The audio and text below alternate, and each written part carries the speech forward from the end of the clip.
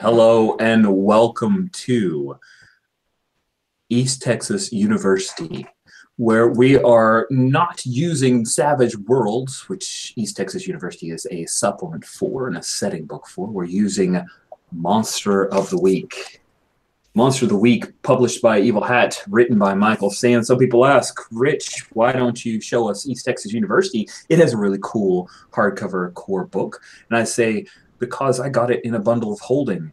Therefore, I have it in PDF, and picking up my monitor and showing it to you would be problematic, especially since I then would have to put the monitor back and angle it, and it would take a few minutes, and I have some tape on the back so that my monitors stay the same level. It's a thing. It's a whole thing. East Texas University is like, to me, it's like Buffy the Vampire Slayer, the college years, except a little less sucky, but a whole lot less musical, sorry. And the serial numbers filed off and no actual Slayer. We're currently at the tail end of the freshman year, which in Savage Worlds means they would be chumps. But in Monster of the Week, with the amount of fails these guys get, the amount of XP they get at the end of every session, they're kind of badass. We are heading towards really some freshman and sophomore plot lines, kind of converging those so that the power level makes sense vis-a-vis what is going on in the story. It's also had a lot of cool sidetracks as well. So if you are very familiar with East Texas University, you're still going to have some fun watching us. And if you've jumped in feet first here at session 15, welcome. You're crazy, and I'll do my best to reward you for that. Jen, did you have food now? Ooh. My girlfriend was wonderful and brought in the last bit of cookie. That is awesome.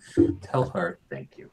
I will. So that is the setup. In the last session, the player characters all went to a frat party. I thought it would only take up half the session. I was so wrong.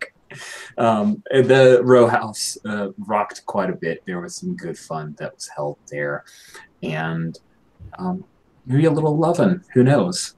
Maybe that took place.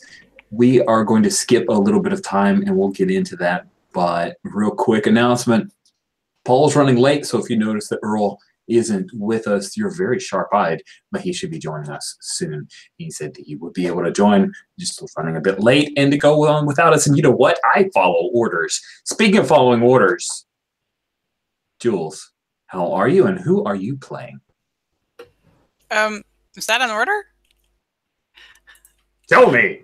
Okay. I am playing Jessica Nakamoto. She's the expert. She is a nerdy book lover. She's also likes the college life. She's in the swim team. She's doing stuff. She's slicing fruit for what's that stuff called? The thing you can spike the punch. Yes, thank you. And she spent last session either plotting. No, mostly either making punch, plotting, or in the end there may have been some making out. Good times. True, and don't forget there was a lot of passive-aggressive snipes at being left out of a oh, yes. You know, yes. Very important. Mm-hmm.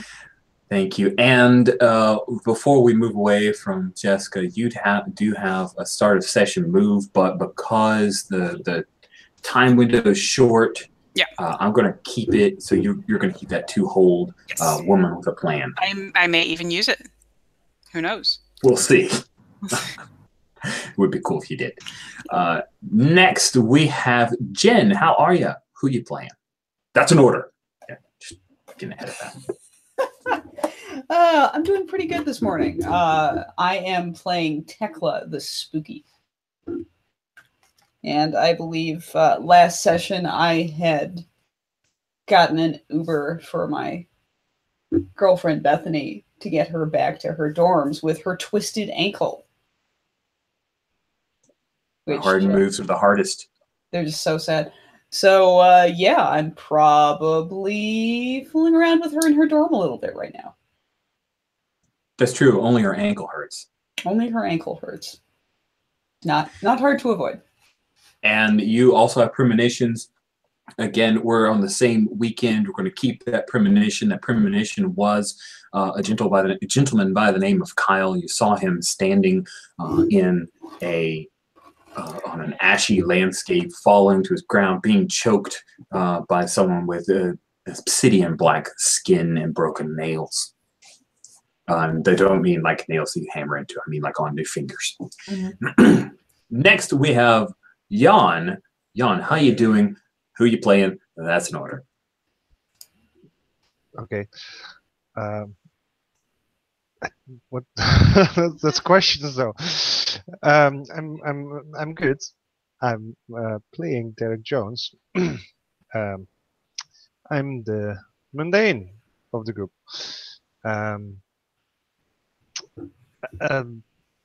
Local boy, study biology, and totally not into all this weird, creepy shit. And then got bitten by a vampire, and then was suddenly able to command people to do stuff. And still dreaming about the person that did bite me. So there's that. But, oh, and also now dating a werewolf, so there's that. And yeah, totally the mundane. That's so mundane. I just love those last 5 sessions or so. The huge pivot for Derek. He goes from, I don't believe in any of this stuff, guys. Honestly, it's probably weather balloons too. No, you're probably right.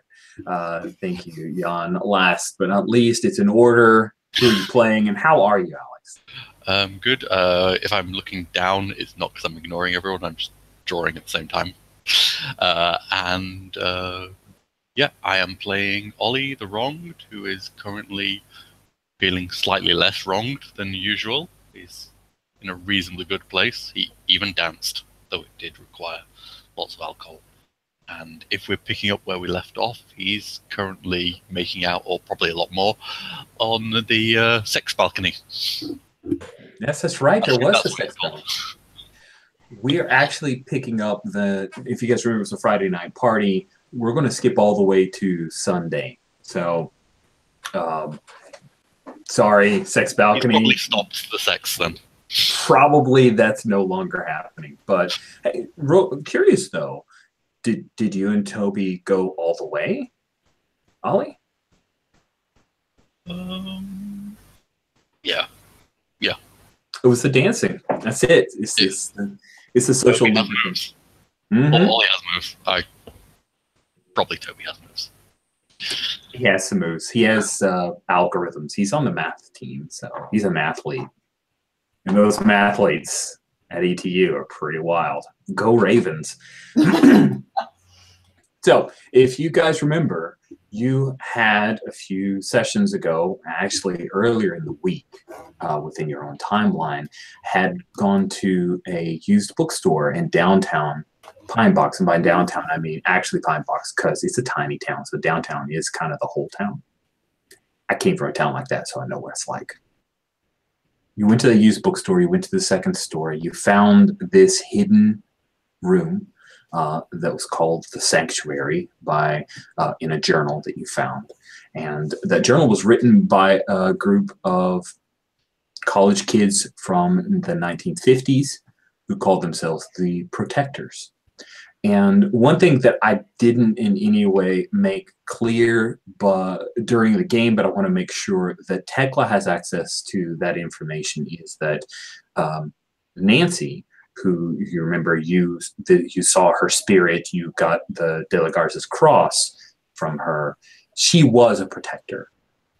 So that was a thing that I don't think I did a good job of explaining that connection had taken place. And if you guys remember also, when you found her, when you saw her, Tekla, her kind of death vision was that she was chased down and burned alive by someone using magic. These guys did not truck well with demons, because when you went into the sanctuary, you found that they had evidently used a summoning circle to summon a demon, and that demon had been there for almost 70 years. Kind of sucks. Trapped there. No access to Happy Meals. It's the worst. I know, right? Sorry, demon. So sad. no pity from you guys. You're so harsh. You just eating your cookie in front of her, broke her heart. But then you did cast her out. So with that information and looking in Sanctuary, there was one big gargantuan clue of things. And that was within the Sanctuary, there was a 5-foot wide map of Golan County, which Pine Box is inside. And that was it dominated the whole wall of the Sanctuary. The map was dotted with push pins, and a grid work of colored thread was strung through those pins. And all of the thread converged on a point several miles from Pine Box in a forest known as Big Thicket. Okay, so that's all catching you guys up to things that we had. This is like the moment where we do the clip show at the beginning of the episode, which like hits all the plot points that you may have forgotten along the way. We're skipping ahead to you guys, the group of you, as well as 9 other students, all in a parking lot with a variety of like sleeping bags and backpacks and thank you. Yes, this is the last time I use text. I gotta preface that better next time, and maybe even like not steamroll over myself. It's like give the update, but so you guys are all at a parking lot. There are a couple of ETU vans that are on their way because you have signed up on a field trip.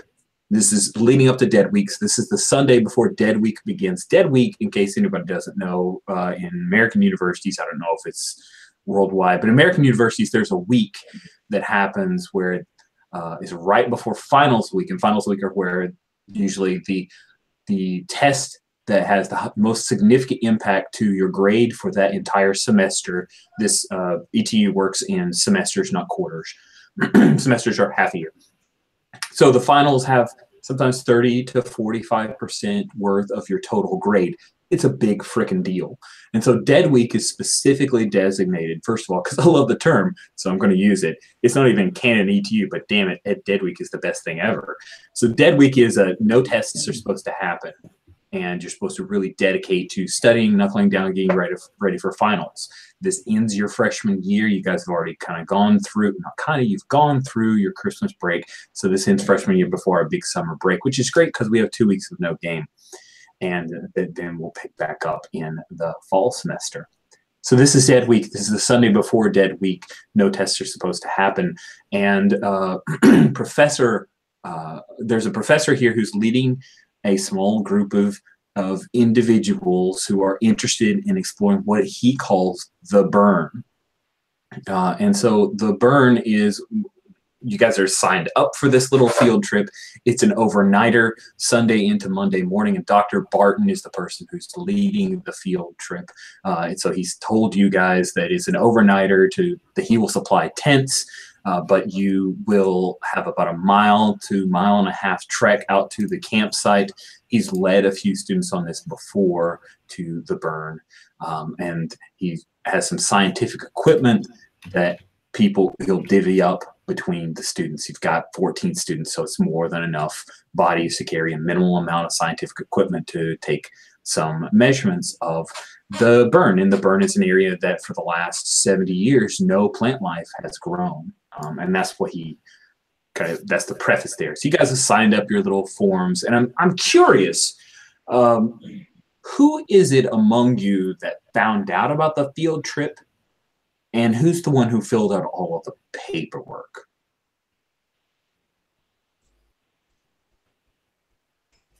That sounds like me. That sounds like me and me. You think they're both you? Okay, I was curious. Jessica seemed like the paperwork girl, but I was wondering if somebody else found out about the info on. I mean, I feel like this is actually a bit of a Derek joint since he's in biology. There we go. Yeah. And the poor plants. Those right? Why aren't the plants growing? That's kind of weird. There you go. So I love that. You good with that, Derek? Yep, absolutely. Cool. So Dr. Rick Barton is an agricultural scientist who has permission to show the dead area known as the burn and take some measurements, and you guys will be participating in a scientific field trip. And Field so trip high five. exactly. He's leaving me hanging. Hello. Nope. Not getting anything. No, nothing. The mundane denies the field trip high five. It's a bummer. Here, I'll give you a little all right, there you go. Field trip high five. All right. So I really want, as kind of our camera, this is our TV show, right? Our FX TV show. Wow, that's weird. You guys went through Jen on my small version, because Jen, J-E, J-A, J-U. So you're in the middle, and I just saw them high five through your picture. It was cool optical illusion. I wish I'd taken a picture of it. Well, she's a spooky. So. What? As the camera pans over each of you standing by whatever you've gathered together for your field trip, what is it that we see? Do we see dope looking hiking backpack, sleeping bag kind of thing? Do we see someone brought a small CRT TV? I'm really curious what it looks like when you go on an overnight field trip. So we'll start. We're going to end with Derek, because I have a feeling he's got it going on. So Jessica Nakamoto, our expert, what all do you have arrayed around you as these two vans are starting to pull up, and everybody will start piling on and bringing their stuff? I don't think Jessica and her both college professor parents did a lot of camping. So she is very well prepared. She has on a pair of shorts, some sensible shoes, a beautiful white sun hat that is very big, and she has anti-bug spray that she's spraying over herself every 15 minutes or so. Nice. Change of clothes, or is she just planning on crashing in the one set of clothes? Oh, she has some other shorts with her. Nice. Traveling light. Yeah. Nice. What about Tekla, our city girl? I mean, tents are provided. It's an overnight. So I've probably got a backpack with one change of clothes and maybe some dry shampoo and a compact mirror or something. A great big Yeti style 48-ounce canister of coffee with a really big handle on it. And yeah, I don't really have hiking boots, so it's combat boots.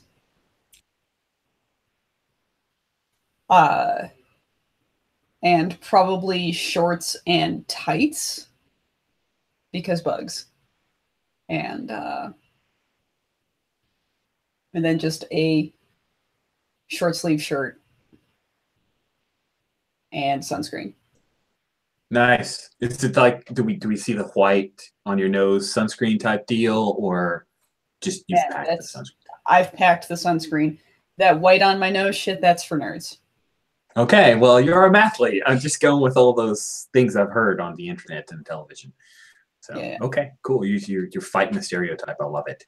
Yep. Ollie, before we come to you, I'll do a quick introduction. There are a few people that you guys might know. First, we have the theater major, who Jessica had seen at the party a couple nights ago, Ariel Summers, with the dramatic bob and the overly dramatic. She's wearing a black crop top and a nice skirt and a pair of combat boots, similar to Tekla's. You guys are like combat boot buddies.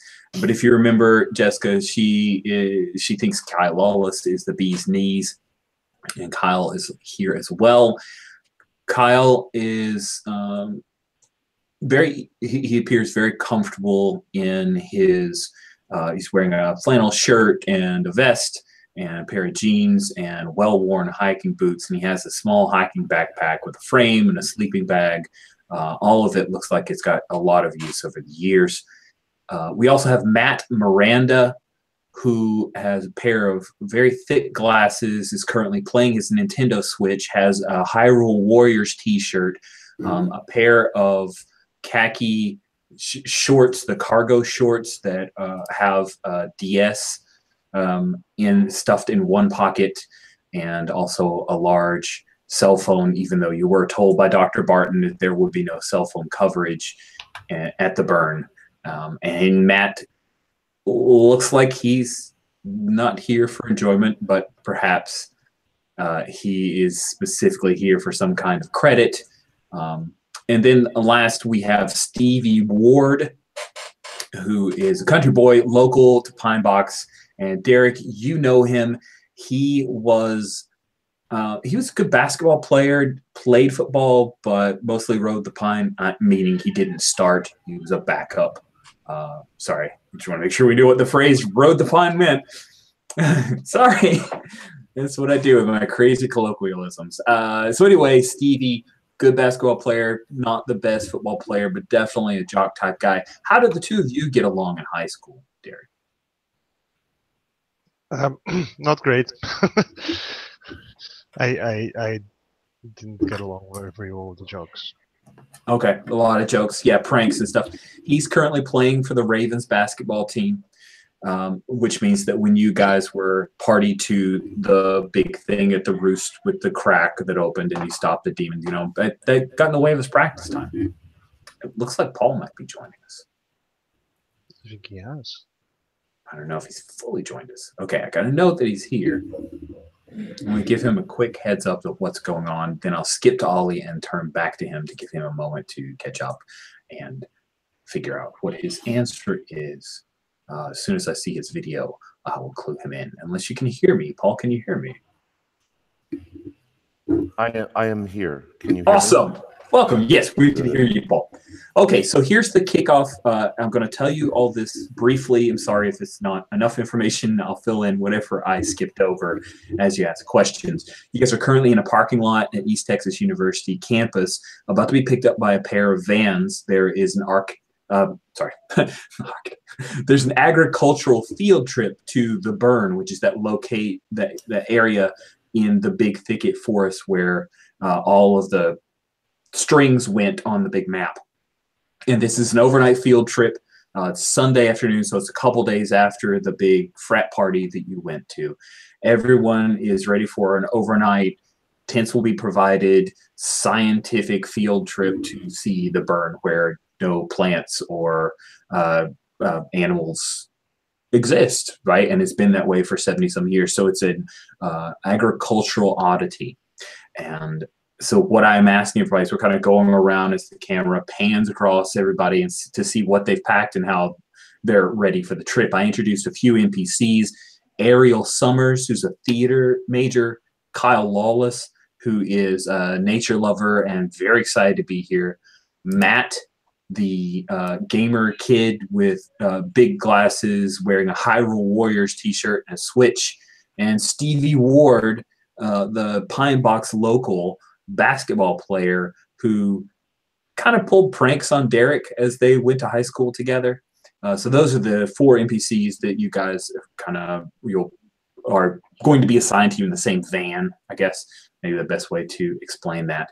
So I'm about to find out from Ollie what he's packed for the trip, or what we would see that he's packed for the trip. Ollie, as we take a look at you, what is it? I am dressed exactly how I always dress. No change. I do have my knife upon my person. I do have my gun, because, we're going on a field trip. Somebody's going to die. What a great reason. Field trip, gone. Okay. Yeah. And because we're also going on a field trip, I think I got a little flask or something hidden. A little thermos. Now, yeah, so we see him then if you're like looking at the flask. Ooh, the flask has something. Yes. So the flask has. I'm sorry, I'm going to be an ass to you right now, right this minute. I'm ready. Be an ass. You ready? Okay. Cool. So it has not emblazoned, like etched on the metal flask. It says AA plus OH, because this was a present from Hamid. Okay, yeah. Sorry, that's it. It's like Yeah. a little thing. It's one of those Easter eggs that you have to pause the Blu-ray to see it type deal. We just saw that there was an etching, but there are some hawk-eyed viewers of our TV show who noticed that and talk about it on all of the fora. I do a little knowing glance, kind of just rub it with my thumb to clean a bit of dirt off. Nice, nice. So we circle back to Earl. Just a quick snippet. What is it that Earl, a Texas native, has packed up for this overnighter field trip into the woods? Earl is fairly used to doing things like this for his not just with his family, but for his YouTube show. So he's got it down to a science. We're going to be out in the woods. So he's got a couple pairs of jeans. He's dressed mostly like he normally is. He's got a couple pairs of jeans. He's wearing work boots, not cowboy boots, but not like hiking boots. And he's got a bandana tied around his neck, and he's pretty much ready to go. He also had enough forethought to bring some alcohol, but it's not just a flask. He's got a whole fifth of Jack Daniels somewhere in his duffel bag, along with his camera equipment and all of that stuff. Nice. Very, very cool. Vans arrive. All five of you end up. It's the van's sliding door right on the side. Not lots of windows, not a panel van, and 3 rows worth of seats, so all 5 of you can fit in one. Derek, who is the one person who gets on the van and sits right beside you? Is it Stevie, your hometown bro? Is it Matt, who somehow ends up sitting beside you? Is it Ariel, who got on because Kyle is there, or did Kyle end up sitting beside you because you guys probably have matching backpacks? I think it's Kyle. Yeah. Nice. I mean, not only do we also have matching shorts, though mine are technically not shorts. I mean, they're cargo pants where you can zip down the bottom, so it's not technically the same one, but looks the same. Cool. So yeah, the camera kind of pans up to see bare knees, Derek's bare knee, as well as Kyle's bare knee now. And he says, "Hey, nice shorts," as a joke. What else do we see about Derek? Because we haven't caught up. What is Derek packed for this big trip? I mean, he's got a thermos with some cold, like probably some plain water in it. He's wearing a gray T-shirt with like "Save the Planet" on it. I'll link it. This is terrible. And like he's got in his pack, you see him rummaging around in his pack a bit, and he's got like a plain hoodie, and yes, there it is. He's got a plain hoodie and another T-shirt and another pair of pants, and that's pretty much like it. That's great. Oh, there was a question in chat that I wanted to pose out loud. Earl. Oh wait, I don't know if Paul has his headset back on, so I'll give him a moment before I ask the question so that he can actually hear it.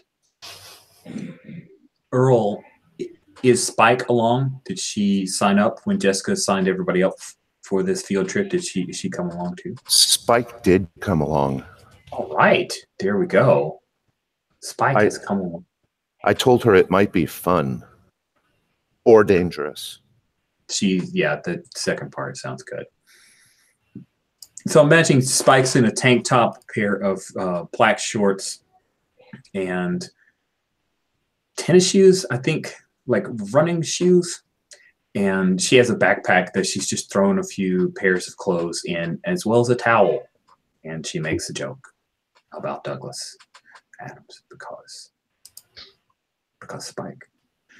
So you guys all get on. I'm going to say that Spike is on the other van, but she, of course, can text back and forth to you and probably asks some questions of other people that are. Oh, we have a T-shirt. Ha! Oh, I have to show this T-shirt. This is what Tekla is wearing. Is that right? Yep. Oh, that's just great. Get in, loser. That's very spooky of you, I have to say. So you guys are riding along, and Stevie Ward, who is sitting beside you, Tekla, and behind Derek, he like slides his arm on the back of the seat. It's one of those like long seats, not bucket seats, right? Right. He Bench. slides his arm like not around you, but totally kind of sort of around you, and says, "Hey there, I'm Stevie. How you doing?" Oh, you know, about to go die in the wilderness and feeling some intense sort of Axe body spray aura from you, and it's a learning experience. Oh, honey, don't you worry about it. You worried about trouble out there? I got your back. Don't worry. I'm from Pine Box. I actually been up to the burn a bunch of times when I was a kid. Ain't that right? And he like slaps Derek in the back of the head.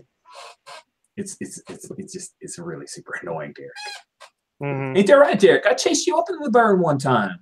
You cried. Mm-hmm. Oh, it snotted himself. What's your name, honey? You can just pencil in unimpressed with you where my name is supposed to go in your memory, because don't be rude to my friends. Oh, you friends with Derek? Oh, I didn't take you for a pity kind of girl. Well, what the hell are you going to do? Oh, man, Derek, man. It's been a while. What's it been? Since graduation, since I've seen you. You look pale, boy. You get no sun? I got plenty.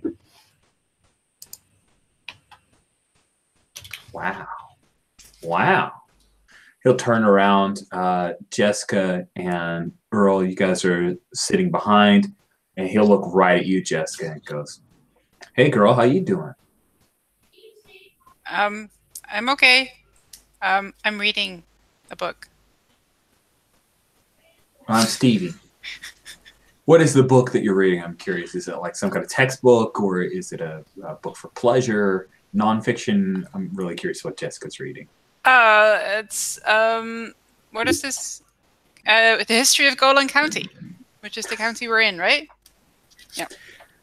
He puts his hand over the book and he says, "Honey, I'm a Pine Box native. I could tell you anything you want to know about this place. All the best places to go and hide, make out spots." Really? What do you know about the burn? Well, he sits back and says, "The burn? Ain't nothing ever growed out there since the 50s. They say that there was a nuclear waste dump that was hidden underneath. And it's killed everything." Is it true that it's really like exactly 1 mile in diameter?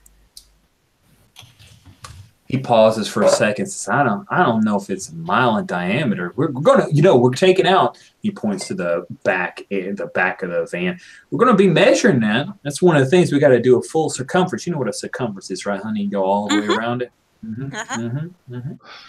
And did everything in there really turn to ash? Yeah, ash.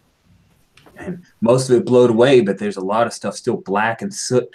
It's like somebody just dropped. You ever seen the bottom of a fire pit with charcoal in it? It all burns up, just like that everywhere. But there was no actual fire spotted, right? And there were no actual signs of fire. That's what I read. Man, this girl asks a lot of questions. Boy, you seem like you must be really into this. This your major? No. I like history. I'm a fan of history. Cool. Hey, why don't you walk with me? And I'll show you all the cool places we're walking up. See, we're gonna walk about a mile up, and there's some cool trails and everything. I can get you to the spot. I know where it is. No, that's okay. I'm helping Earl with the camera stuff, and we're dating. I lean forward and just just sort of nod. That's all. Because Earl is learning not to fight anybody else's battles in certain circumstances, and she seems to be doing just fine. So I just lean forward and nod. Yo. Hey, yo, buddy. And then he'll turn back around and slide his arm back, not quite touching, but sort of around, totally not impressed, aka Tekla. Up front, Kyle leans over kind of subtly. He doesn't like lean into your ear, Derek, but he says, "Hey, just ignore that guy. He's a real dick. Sorry."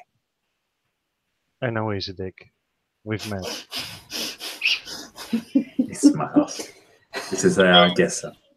Is the row like 2 seats together or like 3 seats together? It could easily be 3 seats. Like it's the point where I kind of put people in pairs, but a third person can slide in. It's that thing of like, I'm about to make a really bad analogy, but like if there are 3 urinals, one guy's going to go to the left one guy's going to go to the right one, and there's a whole middle urinal that ain't nobody going to touch unless everybody's got to pee. So it's kind of that. Like, sorry.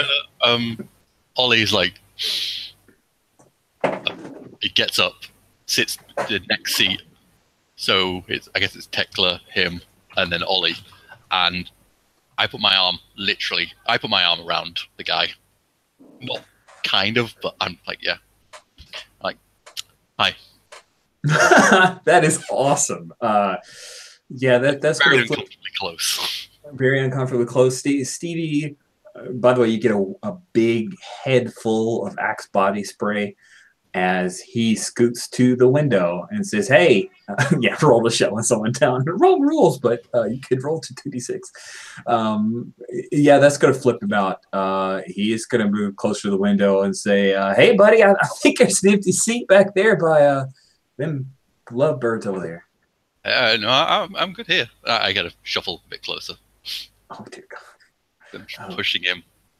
I hope I'm not. Am I pushing him into Tekla? No, or away? No. You slid in the middle. He was nearest the window because you jumped in ahead of Tekla. You know, he's not going to be a gentleman and offer her the window seat if she wants it. He's just going to jump in. So I'm just like, I'm staying in his space. Is this a? Nice. Because I guess is this a manipulate him to just go away? Oh yeah, that sounds good. Yeah, why don't you manipulate him? Although I rolled off, so I think this could be. Because what's my move called? What is your move called? Fervor. Fervor. Yeah, when fight. You got someone gruffly, you roll tough instead of charm. Phew. I haven't rolled yet. I see a 5 and a 4, so let's see what it flips to. Good news. Oh yeah, still the good news is you get an XP because you just rolled an abysmal failure with those snake eyes, those lovely, lovely snake eyes, and even with your tough of 3, that brings you to a 5.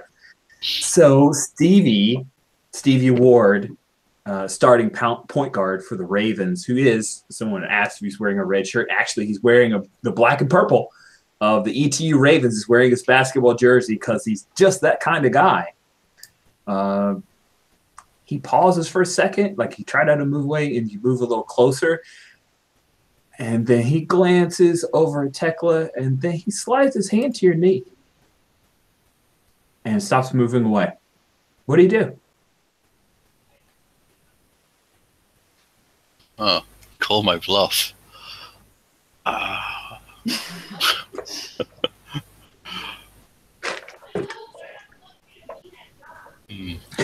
The chat is telling. Sorry, just read the comments.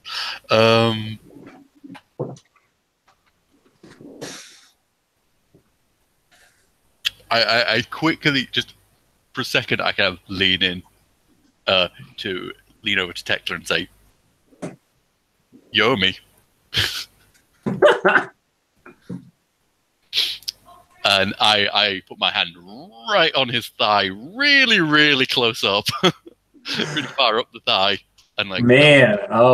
So Stevie did not expect that. Yeah. That was bold. and you guys are going to travel for a mile or so. If you remember from the maps that we have over on the maps tab of the character keeper, the big thicket can be reached without going through downtown Pine Box, because it is in the southeast of Pine Box. So you guys will be heading down the main road, which actually kind of runs parallel to train tracks. And then you take a highway east that goes straight through the national forest. We skip past the Ollie coming back on Steve, which quietens him up. He wasn't quite ready for that. You called the bluff that was called. It's like a whole lot of bluff calling here. At some point, somebody's going to flip and basically say they're going all in. But what is the music, Derek, that the TA is playing? The TA who's driving this van, because Dr. Barton is in the other van. What's the TA turn when they turn on the radio? What plays on the radio? I mean, is it like a country station? Is it like a pop station? Is it some kind of R&B or hip hop? Country? Yeah. Nice. I think just because as you guys are headed out to, because it's Texas and you're headed out to where, you just basically see the power lines along the highway kind of loops, and you see the of the telephone poles. You hear boot scoot and boogie, heel toe, dozy do. Come on, baby, let's go, boot scoot. And that's playing, and we go to a little bit of an aerial shot as you see the two vans, and it pulls back higher, and you see this lip of the forest line you guys are kind of running parallel to, that all of a sudden it dies out, and like you see this just blackness, right? It looks like this bruise on the world. Continue on for a bit, and eventually the vans pull off the side of the road. There's a small gravel lot that's set up, and everybody starts hopping out. Dr. Barton parks the car, and he takes the keys. The TA comes over to him, and he says, "All right, everybody, it is about a mile hike up to the campsite. Really beautiful country on the way. This will be a leisurely hike, don't worry. Once you get to the burn, it can be a little unsettling, mostly because it's so quiet. As you get closer, your cell phone probably not going to have any coverage. I apologize." Matt Miranda, he looks up. He evidently didn't hear this the 5 or 6 times that it was announced before you went. He didn't see it on the form when he filled it out. He just looks up like, no cell phone coverage. And he looks panicked for a moment, but then he just ducks his head down and starts rapidly trying to save games. And Dr. Barton continues, and he says, "So make sure that you guys stay with the group, but if as long as you can make your way to the campsite, which I have marked on anyone who took a map, that's what matters. But let's just go ahead and all get to the campsite before we break off. We'll pitch our tents. I will need some help. And hey, Billy," and Billy the TA, they start handing out scientific equipment. It's basically like things that he's put up in bags and little rucksacks and the like. And he starts handing that off. Who ends up taking some scientific equipment? Okay, Jessica's all about it. Looks like Tekla's on board. Ollie. Okay, cool. Well, Derek, you don't get any scientific equipment for some reason. It's all been handed out. It comes to you, and he says, "Hey, we're good. Just watch out for the others, okay?" Okay. I mean, sure. I'll actually wave Derek over and be like, "How do I use this? And what is it?" Oh, it's explaining like you just like don't actually turn it on. It's sort of all like you just need to point, and then you put it over there. And then Earl leans forward and says, "It's a ruler, Tekla. You just measure things with it." Oh, I hear the train in the distance. In the distance, we have a little ambiance. Thank you, Jen. Because the train is actually going by for realsies in the game. Like, that's it. We're going for the immersion, guys. Nice. Big eye. So you guys head off. The trail starts as relatively well worn. There's a lot of thicket, so you really need to kind of stay on the first path. Before long, you hear a creak. Yeah, by the way, Rich and also what I'm using, not specific on scientific equipment. So if there is anyone who has any environmental sampling, agricultural research, scientific study, field trip type knowledge that you want to throw into texture what we're talking about, feel free. Otherwise, it will just be mechanical scientific equipment. Hand wave. So you guys head through the trail off of the gravel parking area, leaving the two vans behind, and everyone's heaving their backpacks or carrying their messenger bags or whatever that you've brought. Kyle, Lawless, again, Tekla, you had that flash of vision of seeing him, those death throes. His mouth opening, his tongue lolling out after he's been choked to death by this sooty monster. He's walking up ahead with Derek, and Kyle says, so Derek, you hike a lot? I used to. Used to? Why'd you stop? He's very healthy. Like, he's just kind of walking as that nice, easy gait. His feet seem to find the right parts of the path. I'm sort of like, there's this pensive look and it's like life got in the way. Man, this is life out here. Yeah. But, school, stuff around school. You're in the biology department, right? So you're studying for biology, right? Mm-hmm. Yeah. Cool. Yeah. It's okay. Hey, you okay? You getting out? Get out? Maybe get away from things? Is that where you're come along? No, just interested in the area.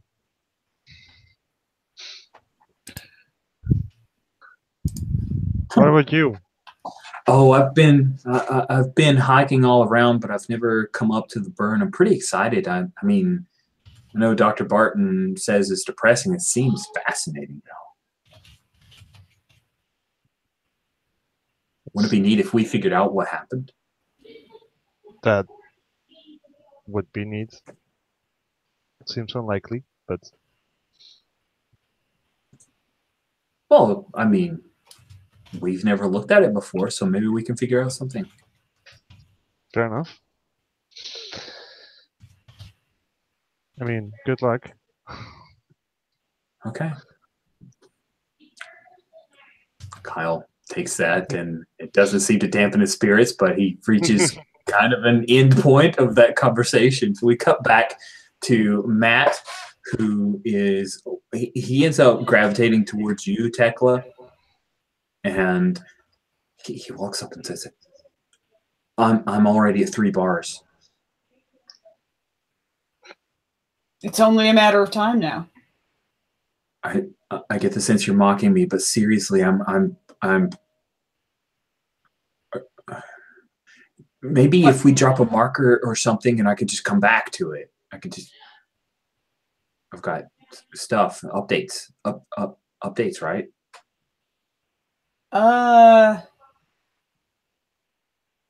You probably want to talk to our field lead about that, because places like this, usually they're sort of a leave no trace kind of area. I wasn't gonna like drop a cigarette. I don't even smoke. I meant like, I don't know. Do you have a spray can?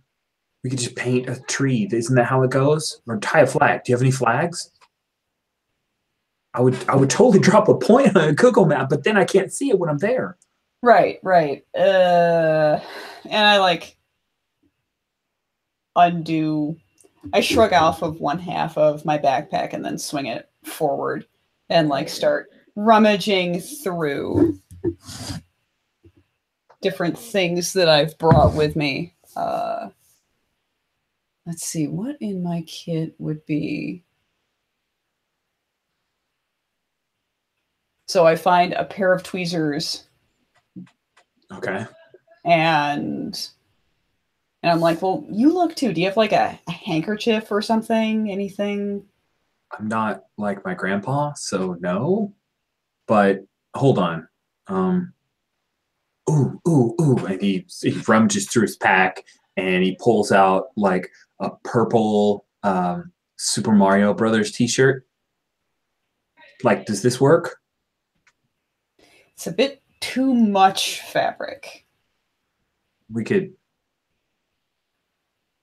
cut it. Okay. Cool. And I actually have a pair of like manicuring scissors, and I'm like, oh, Christ. So I find a little diamond of like the brightest colored fabric, and I snip it out. So you start the process of like using your little manicuring scissors, and then Stevie comes over and he pulls out this Leatherman's tool, and he like whips out this big knife out of the Leatherman's tool and says, "Here you go, honey. I mean, unless you want me to do it for you, it looks like you know what you're doing." Nice. And he'll cut it into a diamond. He looks over at Matt, who he's wincing. Because it's like a Super Mario Brothers t-shirt that he's obviously had for a while. It's like weathered, but not the weathered that you buy prepackaged weathered. And he's just broken that t-shirt and it just got comfortable. Yeah, seriously, just now, like weeks ago.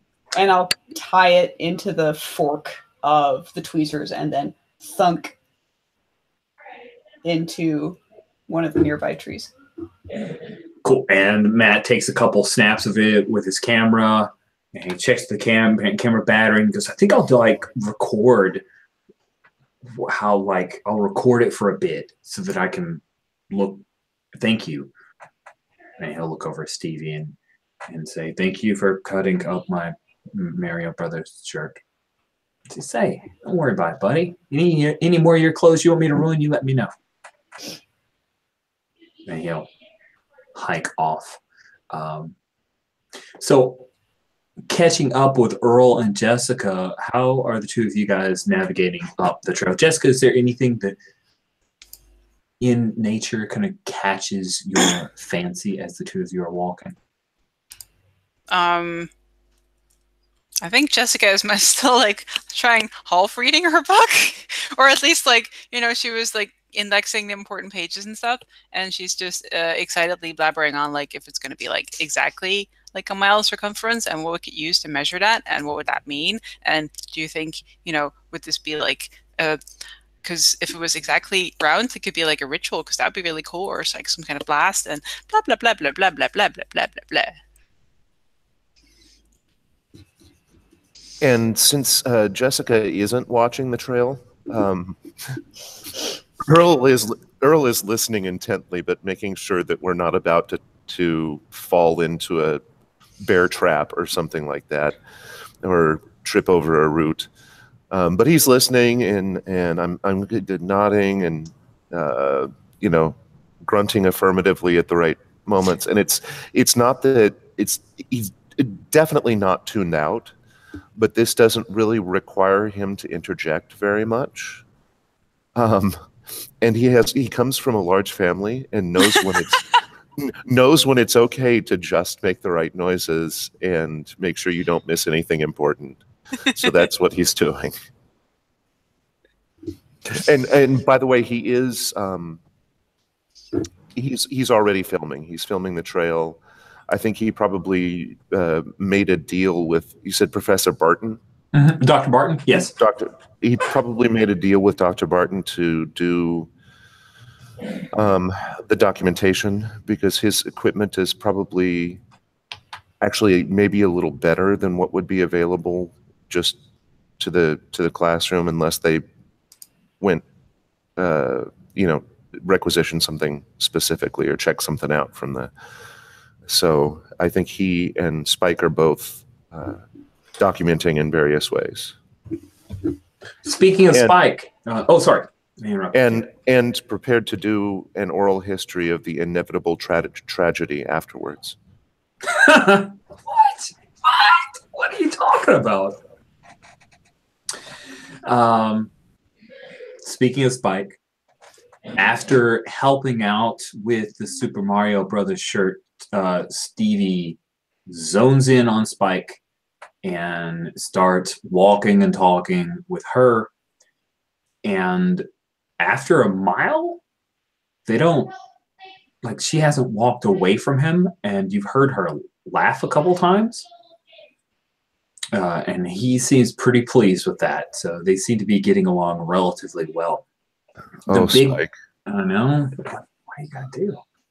There are different kinds of peril here. That's all I'm saying. The big thicket, that forest here is full of natural beauty and wild nature, as well as abundant poison ivy. Kyle points out several patches, and Ollie, I think there's a point where you come really close to almost walking through a patch, but Kyle points out, like, hey, leaves 3 leave be, and he points out some poison ivy, what it looks like. It's not condescending. Like, he actually is very helpful and chipper, and so he saves you from the possibility. After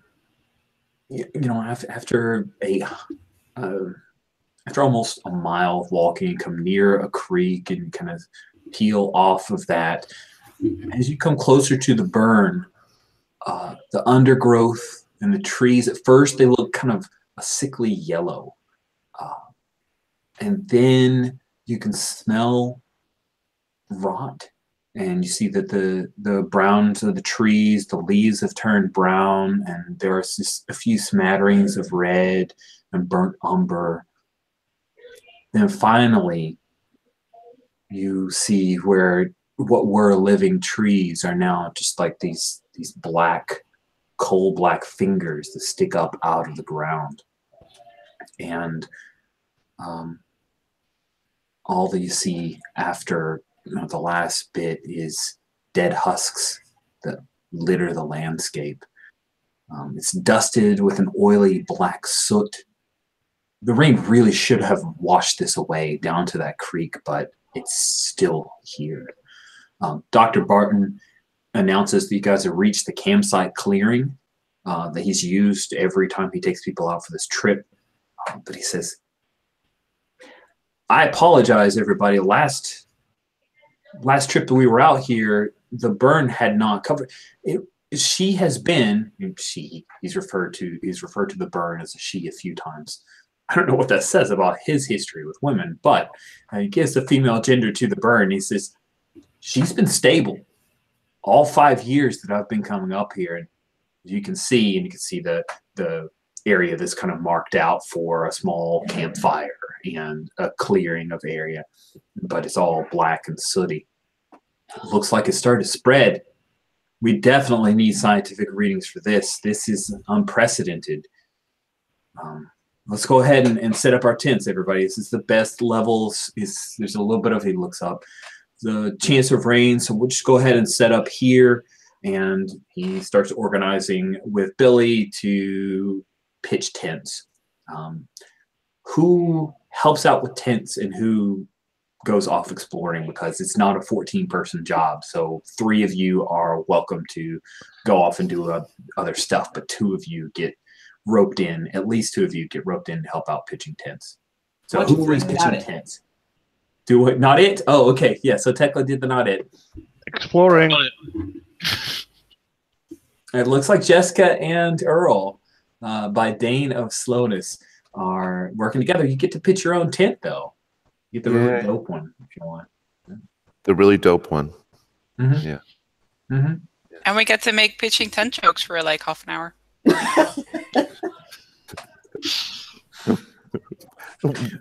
What are some of those jokes? He's got a whole joke book, guys.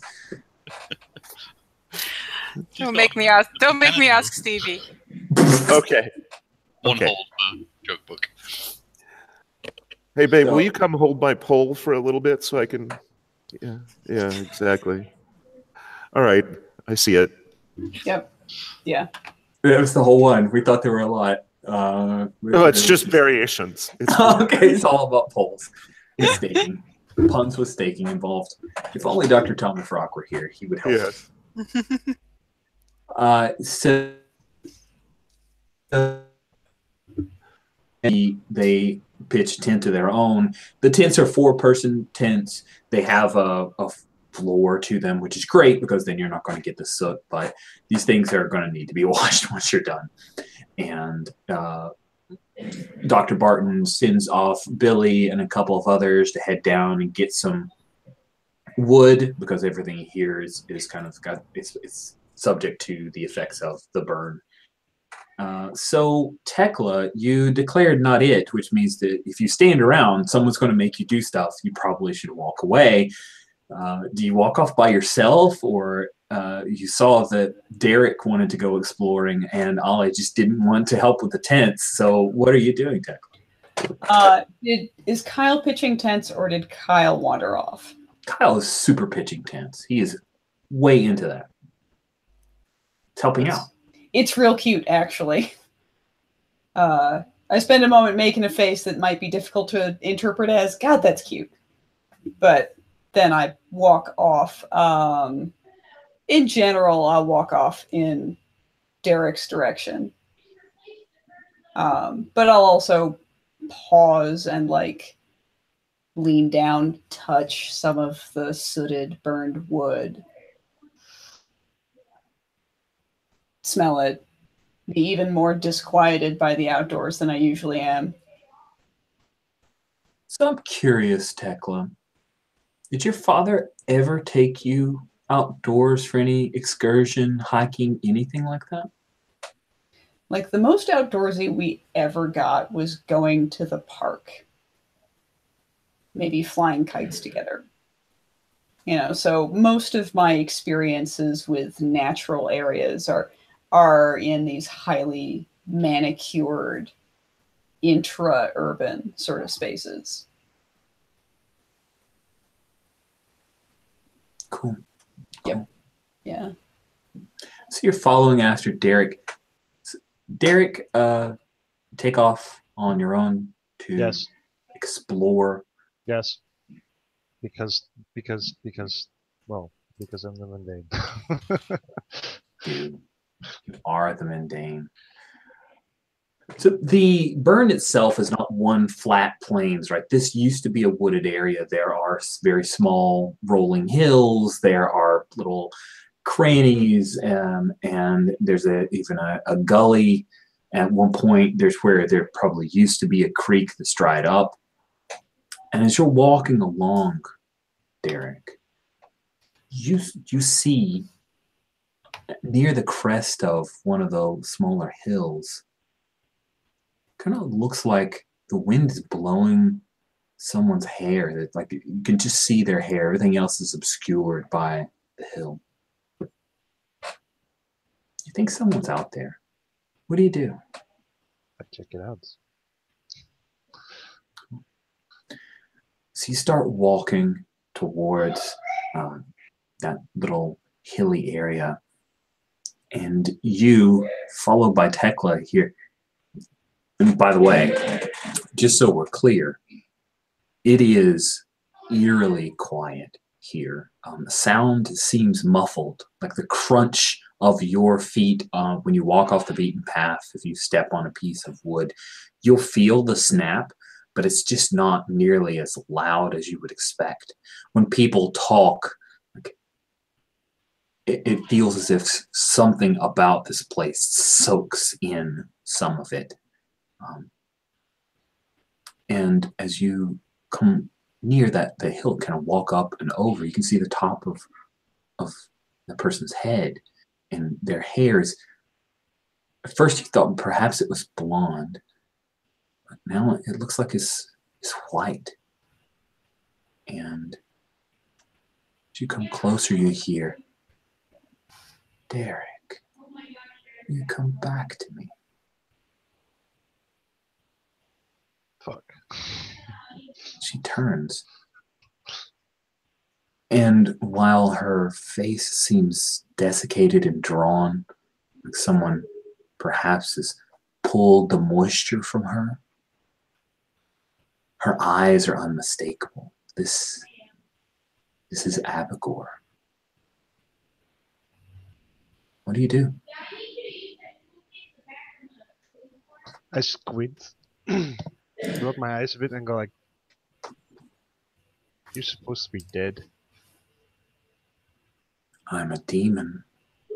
I never truly die. Nor will you.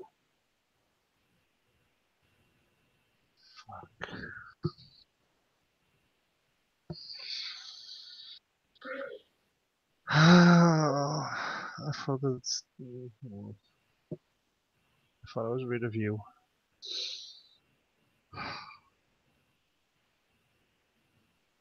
I don't want to play your game. But you can win.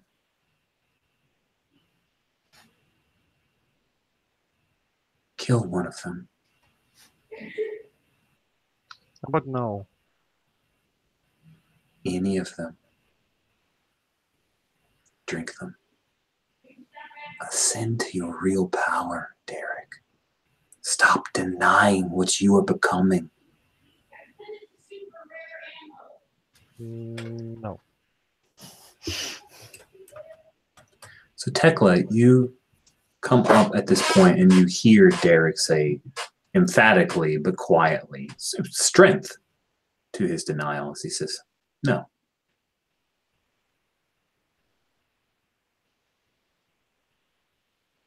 I'll finish approaching him and like put a hand on his shoulder.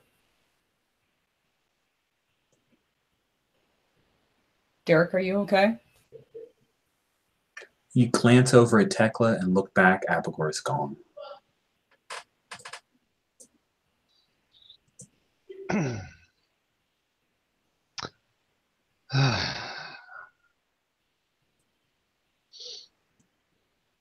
No. Do you No, need- I'm not. Do you need to talk about it?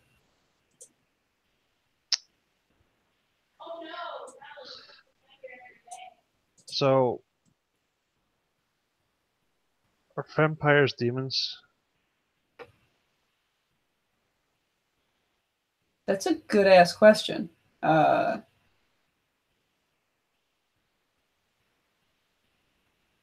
a question that's probably better for Jessica. Although, warning, she'll probably get really into it. But I mean, live forever, feed on the living, hate crosses, Come back when they die. come back when they die? I mean, they're really difficult to kill in the first place. Yeah, but I thought you said you did a pretty bang-on job with Abigor.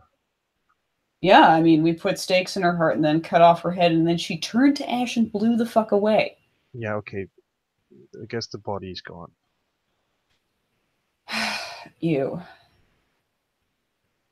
Sorry, it's gross to think that they have some kind of persistent soul. Maybe just in my head.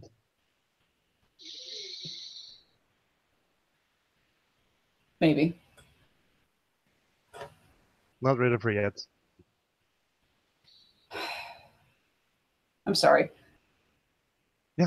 Let's find some time to talk to Jessica about this. Maybe So, there's something to do. Do you want to keep walking around out here? Do you want to go back to camp?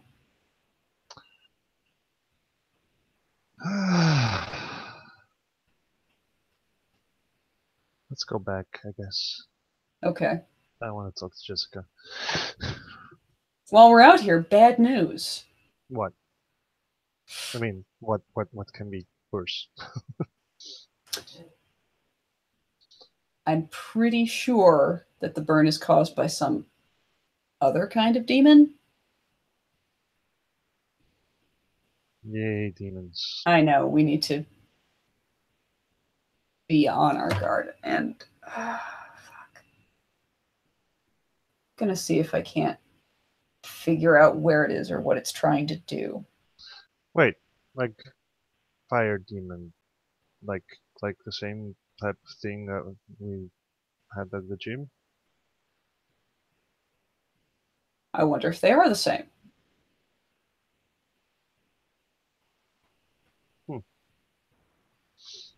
But I mean, everyone says that there's no evidence of burning here, and nobody saw any burning. Of course, if a tree falls in the woods and nobody hears it, did it happen? Right? Yes. So, yeah. Yeah, I'll catch up with you.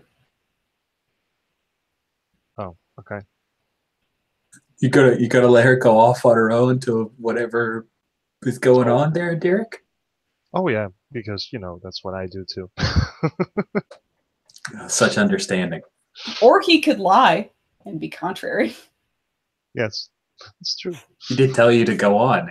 You're a contrarian. That's always a good thing too. So we cut to Ollie, and Ollie, there is of the the husks of trees. There's one tree that looked like it lasted longer than the others. The circumference of the tree itself, you could have climbed it. I'm curious, you're like Chicago, right? You're a Chicago kid. Did you ever go hiking, go out into the woods? No. No? You and Tekla kind of simpatico here, right? Yeah, it is. I poke the tree with a stick. Cool. You poke the tree with a stick, and you hear from behind you. It's dead. What? Turn around and you see Matt, and he's holding his phone, and he shows it to you. It's dead. It had like 34% battery, and now it's dead. It sucks. This is the worst. Yeah, I can't imagine your pain.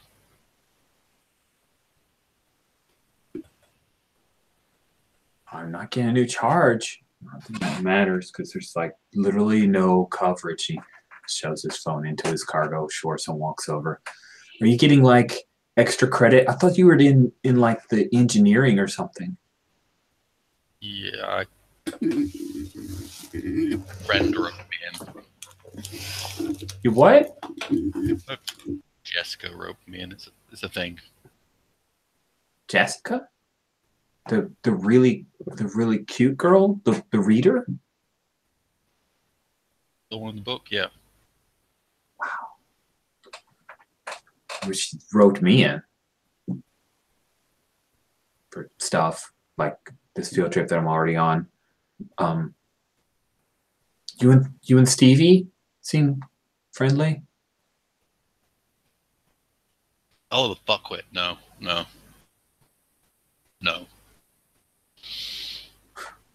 Cool.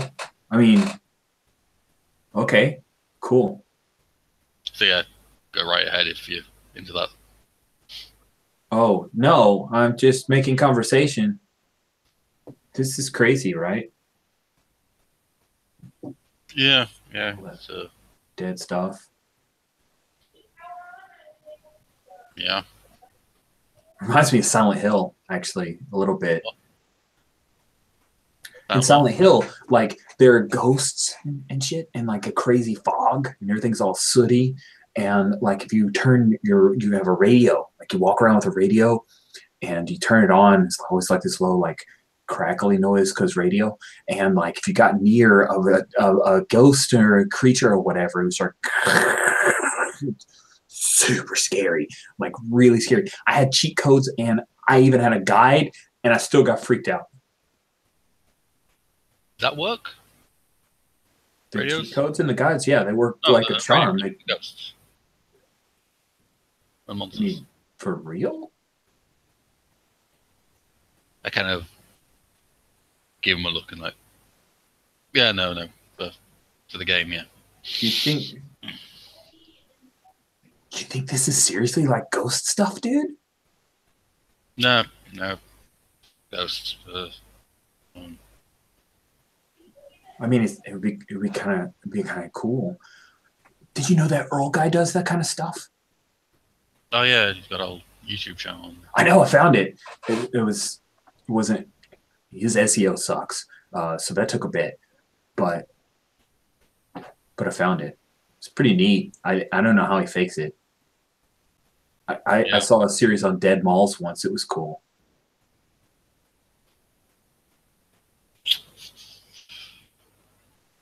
Yeah. I'm totally boring you, and I'll go. But I kind of like. I offer him. I'm like taking out my little flask and I offer it. You know.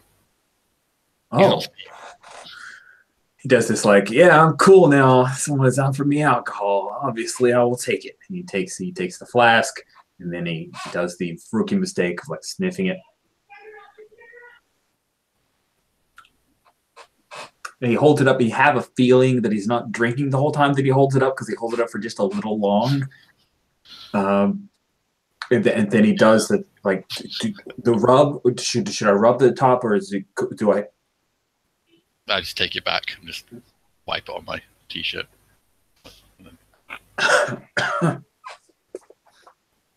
Wow. Yeah. My eyes are watering. Wow. This is really tough. What is this, turpentine? Is this like prison gin? I saw a Netflix series on like prison alcohol. It sounded terrible. I'm not sure exactly. Dude in the engineering department made it. Oh God! Did I drink motor oil? I don't have phone reception, so I can't really call the poison center. I don't think you can get poisoned with motor oil. I mean, I guess it would depend on how much. One of my neighbors gave antifreeze to our dog when I was a kid. He died. His name was Sarge. That sucks. Sucked a lot. We should probably head back before something kills us. Yeah, we should. Something kills him. Okay. I give him a little pat on the back. You know. He gets a nervous smile, and then he will walk, and he stumbles a couple times as you head back. So, Tekla, you are headed towards something. Like, what's the plan of attack here?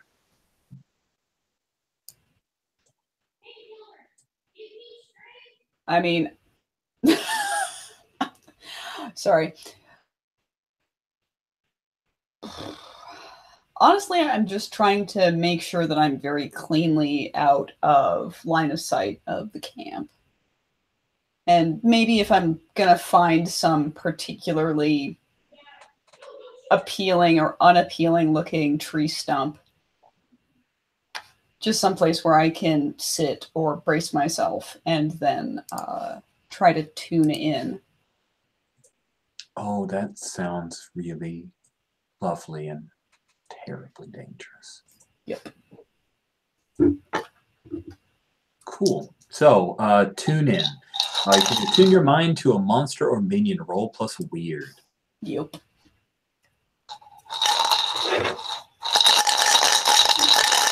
Does my +1 to trying to prevent Kyle's murder apply here?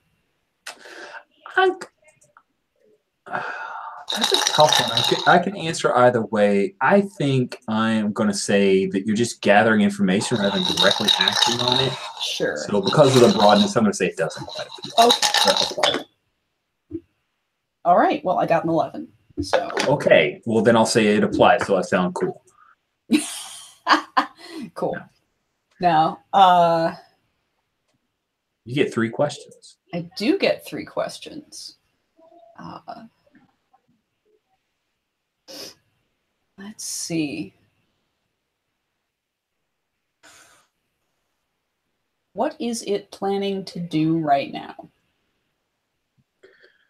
So you sit down on the stump and open yourself up to this place. Are your eyes closed or are they open when you do this? I close my eyes. Close your eyes and drift off, trying to think of whatever malevolent spirit is here, and you find a thread of a pair of them, both very powerful. There's a feeling that as a spooky you get, perhaps it's the worm, almost a taste of things.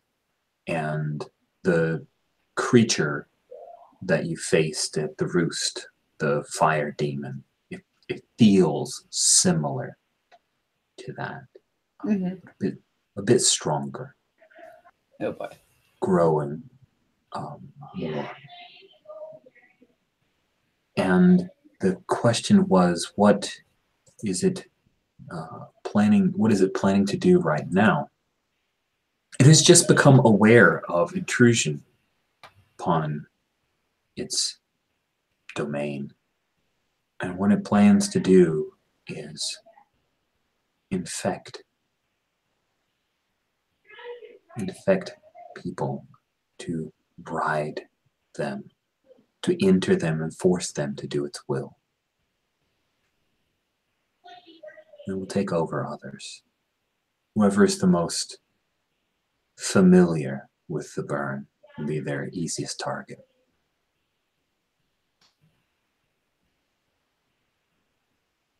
Okay.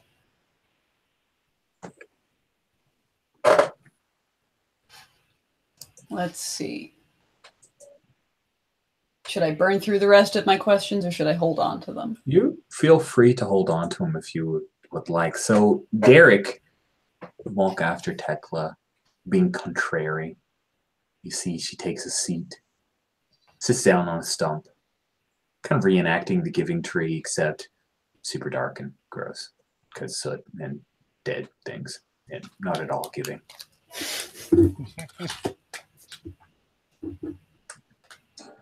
And as she's sitting there on that stump, you feel like you're being watched. What do you do? From where? From where? You look around. I'd like to see if you want to read a bad situation. Sure.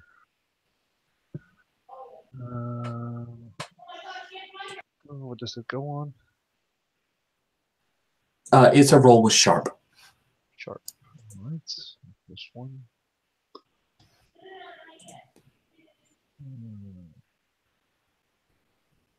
That will be a 10.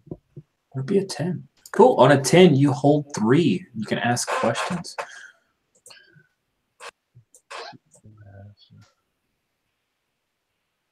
The bad situation, right?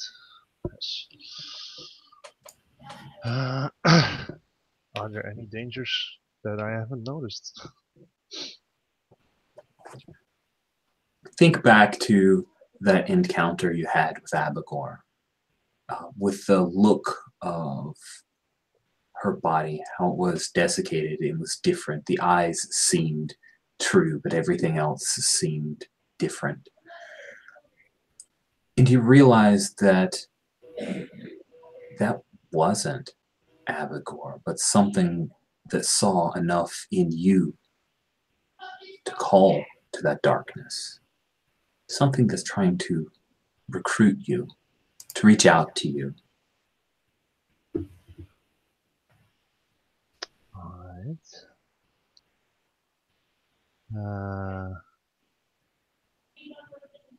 Let's see. What's the biggest threat? What's the biggest threat?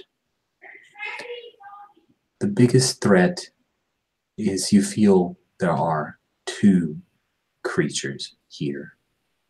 Demons. One is the father, the other is the daughter. The father is strong. The daughter is stronger. She is the biggest threat.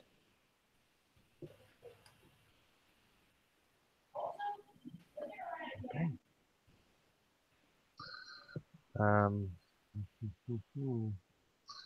What is the best way to protect the victims? Best way to protect the victims is to move them out of the burn.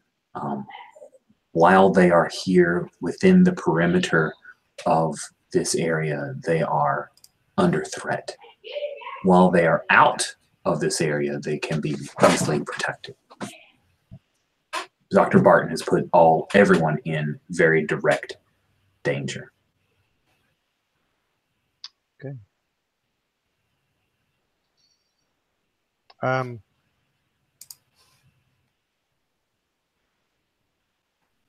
Yeah, I think because of the way he feels that he's being watched, he's also scared what might happen to Tekla, who's sitting there. He moves a bit closer to her and like scanning the area, but trying not to interrupt just yet. You're scanning the area. I'm sorry. I'm gonna ask another question, mostly to give Derek a little bit more room to breathe and decide what he's gonna do. Where is the creature right now? Nice. Where is the creature right now? The creature is behind you. Call it. Derek is behind you. The creature is behind you. Derek, you are walking a bit closer to where Tekla has sat down on the stump. Your foot kicks something and you hear a ting, something metallic. And when you look down, you see a brass star in the soot. I mean, I pick it up. Cool. Reach down and you see that it is the badge of a Texas Ranger. It has a number on it. Number 13. Nearby, you see other badges. What do you do? I mean, I just start collecting them all up like, Cool. So, Tekla, you see Derek digging through the soot and moving bits of old blackened wood, picking up something from the ground. And like I snapped back and stood up rather suddenly. Derek? Hey. What are you doing? I told you to go back to the camp. Well, I decided to follow you instead. You've found 12 badges. Each of them have numbers. Numbered 1 through 13. There's one badge missing. Number 7.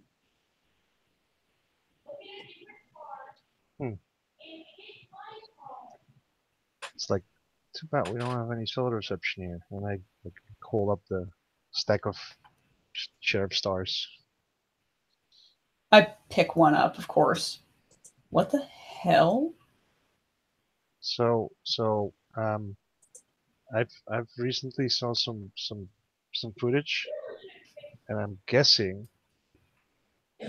our good president used to be number 7, or is? I don't know. It'd be weird to be a secret Texas Ranger. He seems like he's kind of aged out of active duty, if you know what I'm saying, and I make like kind of a potbelly.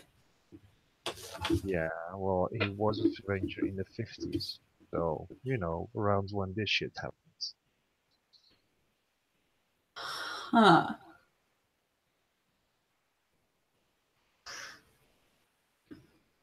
Wow. As you're holding that badge, we'll say that you have badge number 10, Tekla. Sure. You hear, ma'am, if you can hear me, you ought to get out of here. I look around.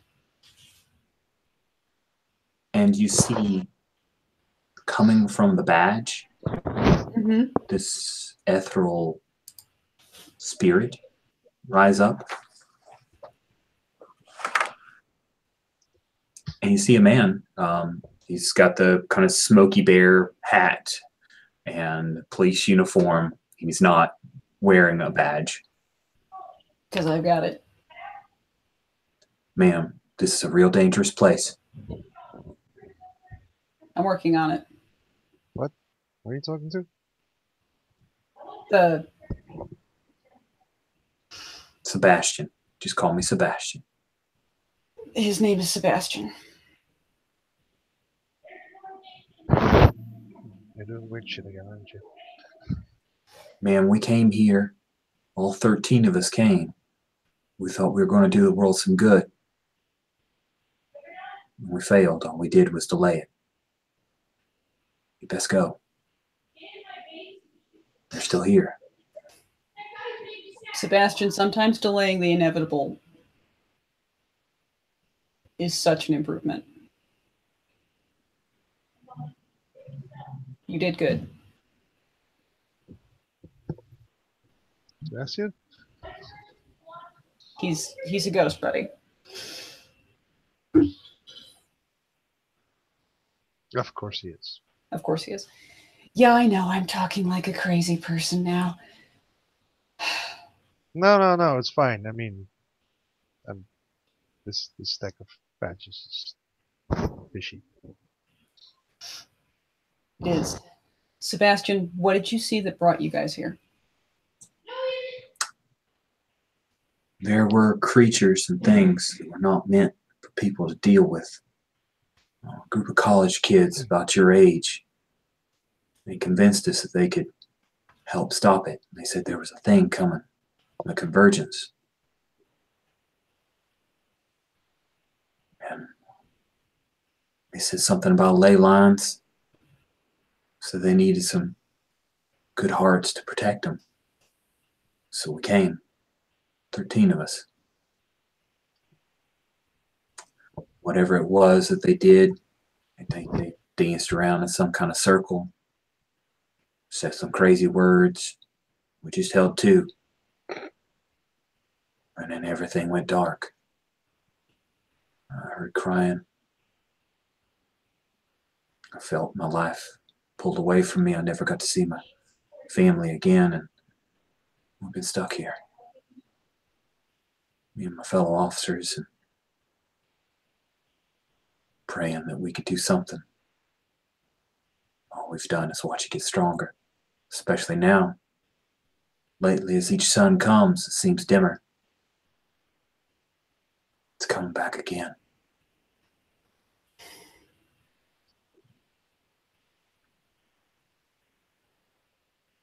Thanks for the warning, Sebastian. Wait. Ask What? him about number 7.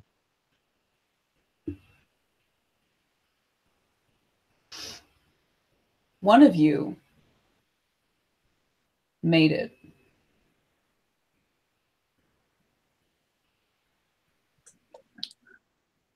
Did? Good. Nelson. Oh, Nelson. That surprised me. Good man.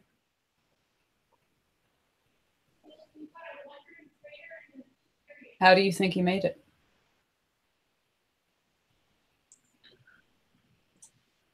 Well, he was strong. But we never faced anything like this. I'd like to think that he had a strong enough heart to fight on for all of us. He's still alive? He is. Tell him Sebastian says hello. You get I on will. out of here. So you can, okay? Okay.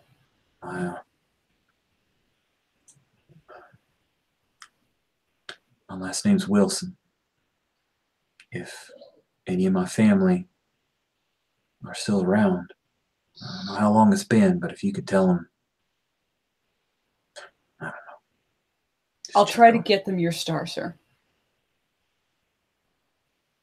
Thank you, ma'am.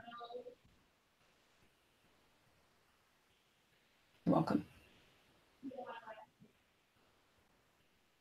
I think we'll take our first and only bio break here. Is that good? Sounds great. Cool. Take about 5 minutes, and we'll pick Be back good. up with you guys coming back into campsite. I'll be back. Okay.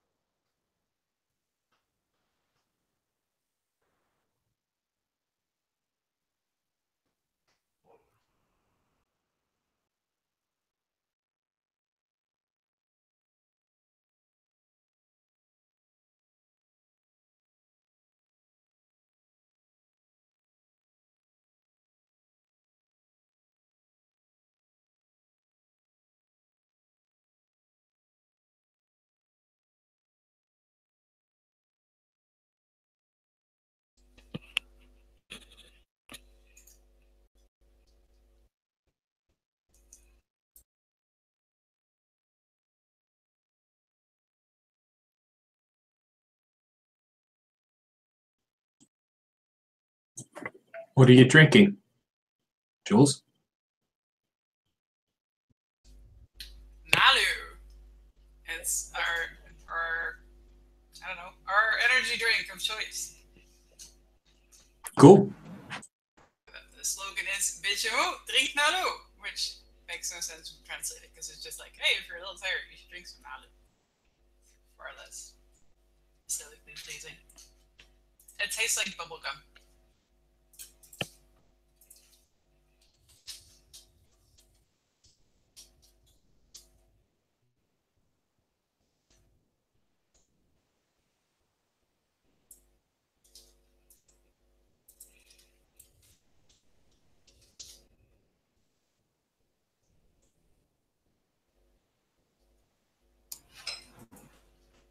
What is this thing that Alex has linked us? It is armature. Ah, I don't have permission to look. Such a tease. You are such a tease. I will request access. Where's the thing? Skills. No.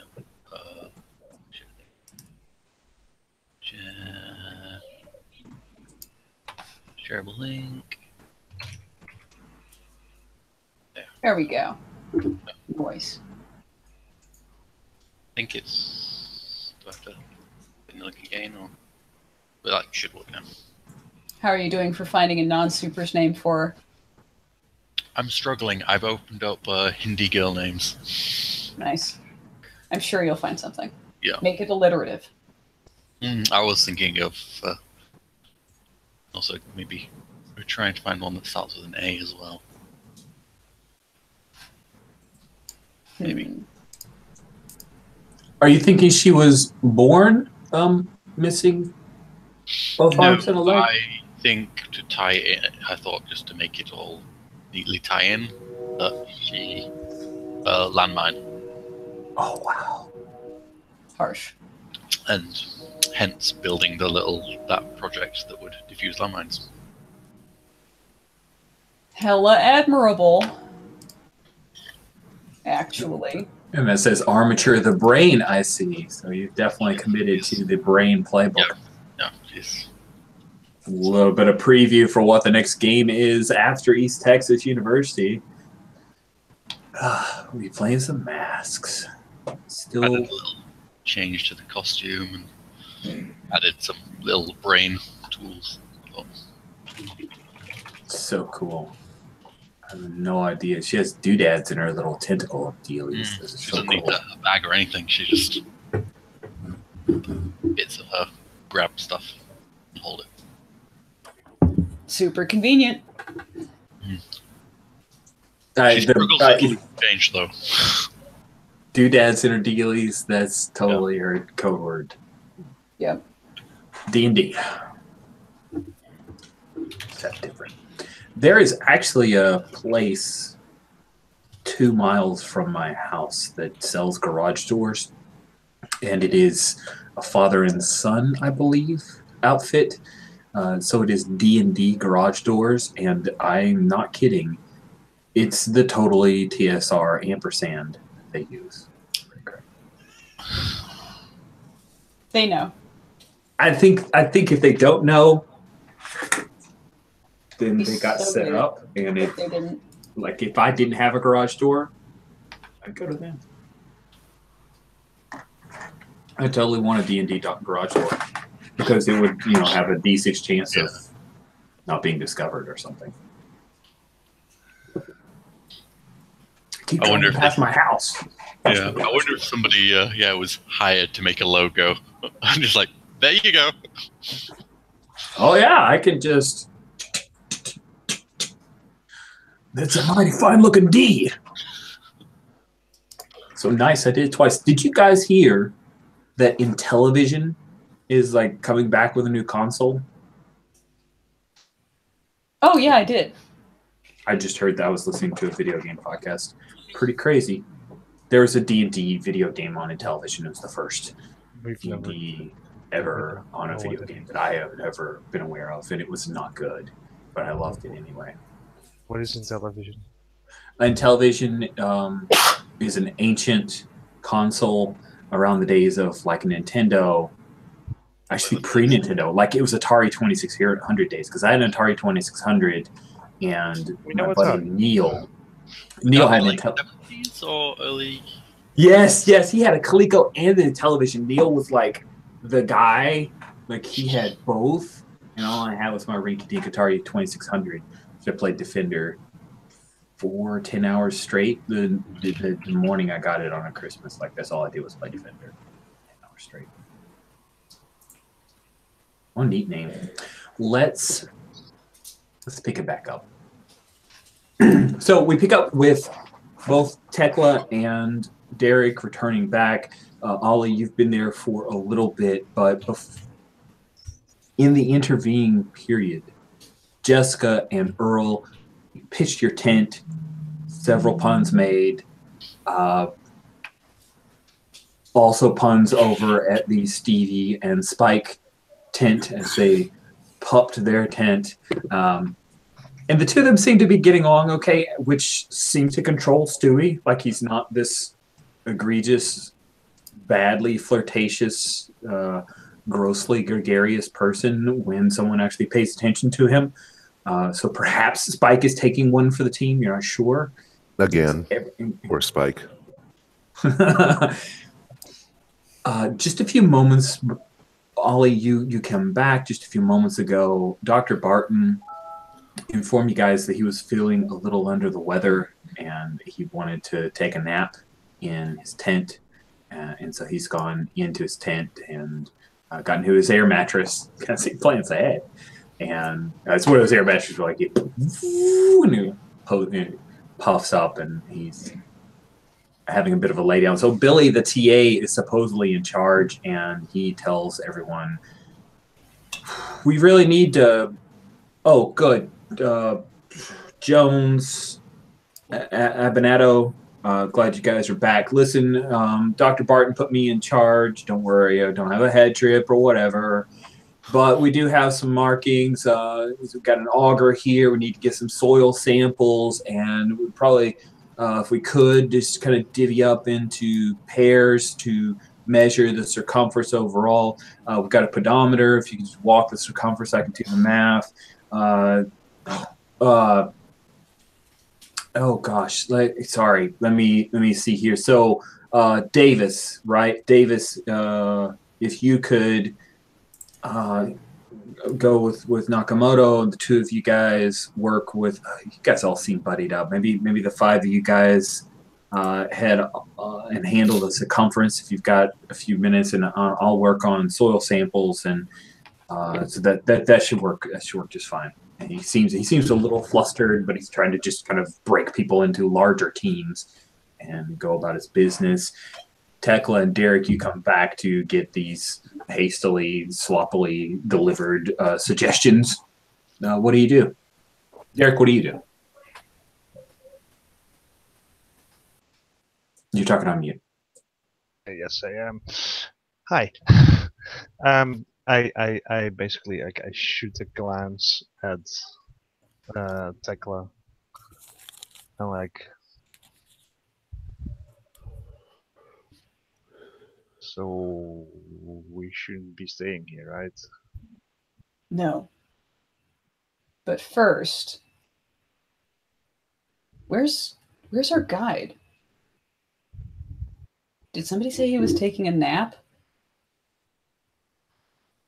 That's a really fucking bad idea. Whatever's in this place is trying to corrupt people and to make those people do its bidding.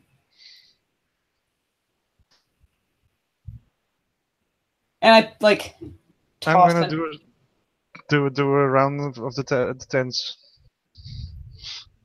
Okay, but afterwards, I think this is a job for shenanigans.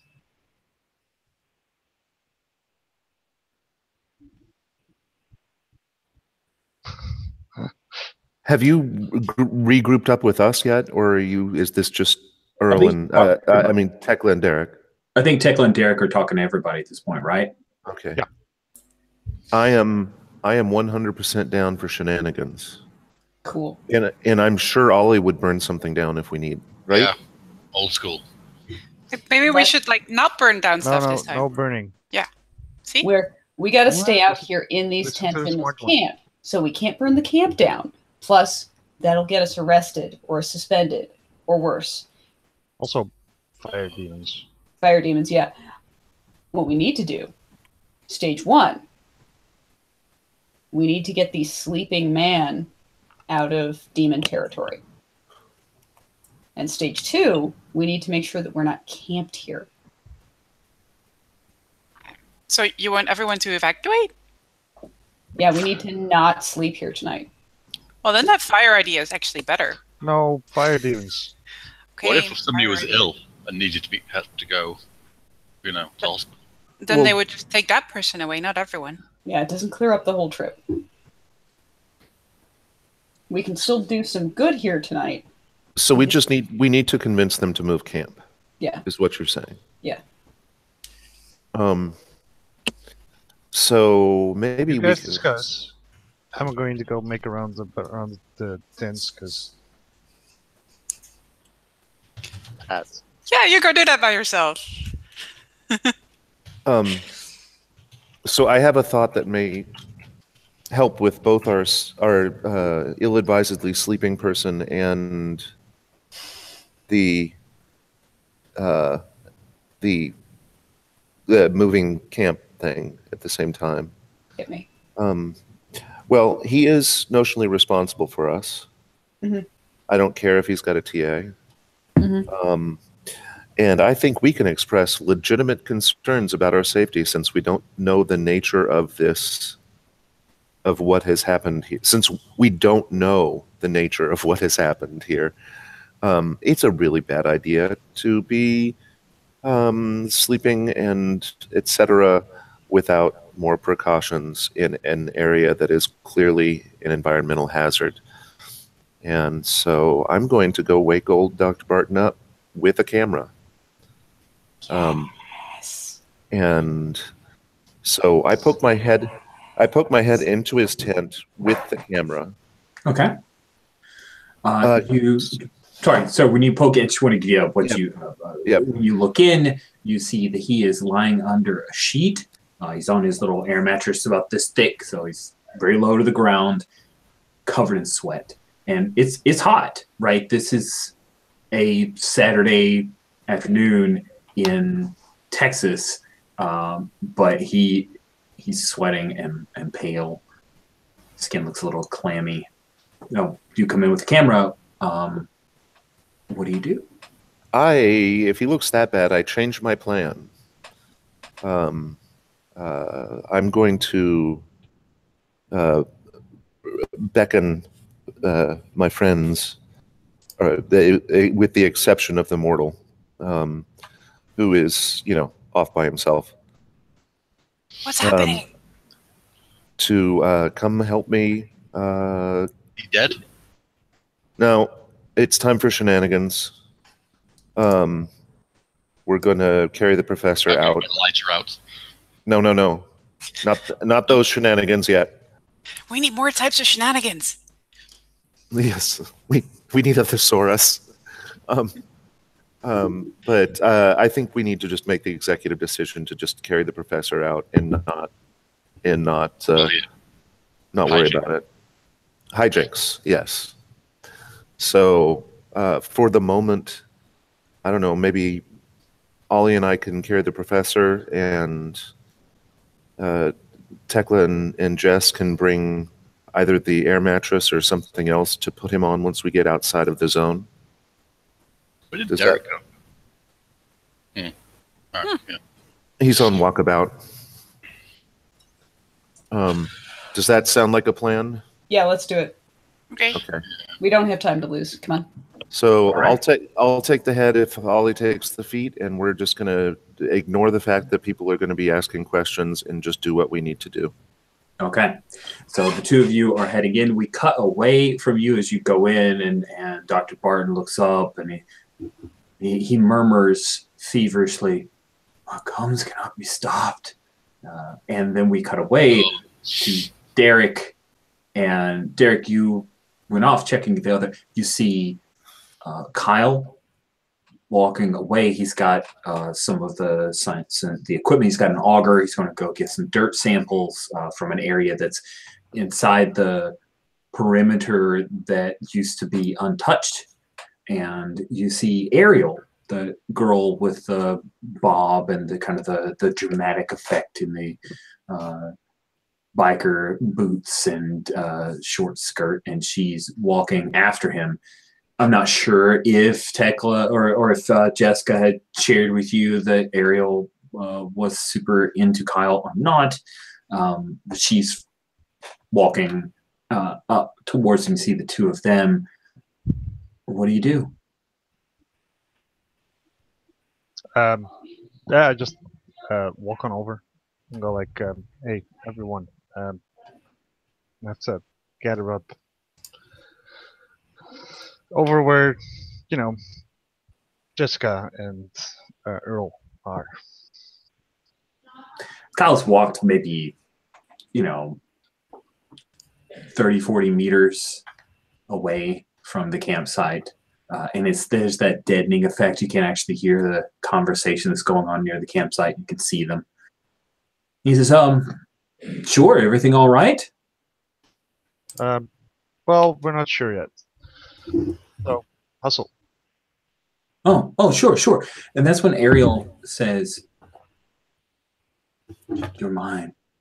They promised you'd be mine. And she starts walking towards Kyle. What do you do? Can I get in between them? Sure, you can interpose yourself between them. In fact, it sounds like perhaps as she moves more quickly and you see that her eyes have grown black like obsidian, you're trying to protect someone. When you prevent harm to another character, roll plus tough. I could also say that I'm charging into immediate danger without hedging my bets.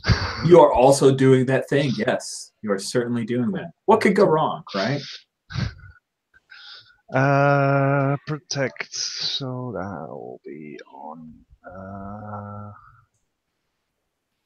tough. And then I have to check my tough. And it's a 1. Okay. And it's a 1. It's one of your best. It's your second best stat. Yes.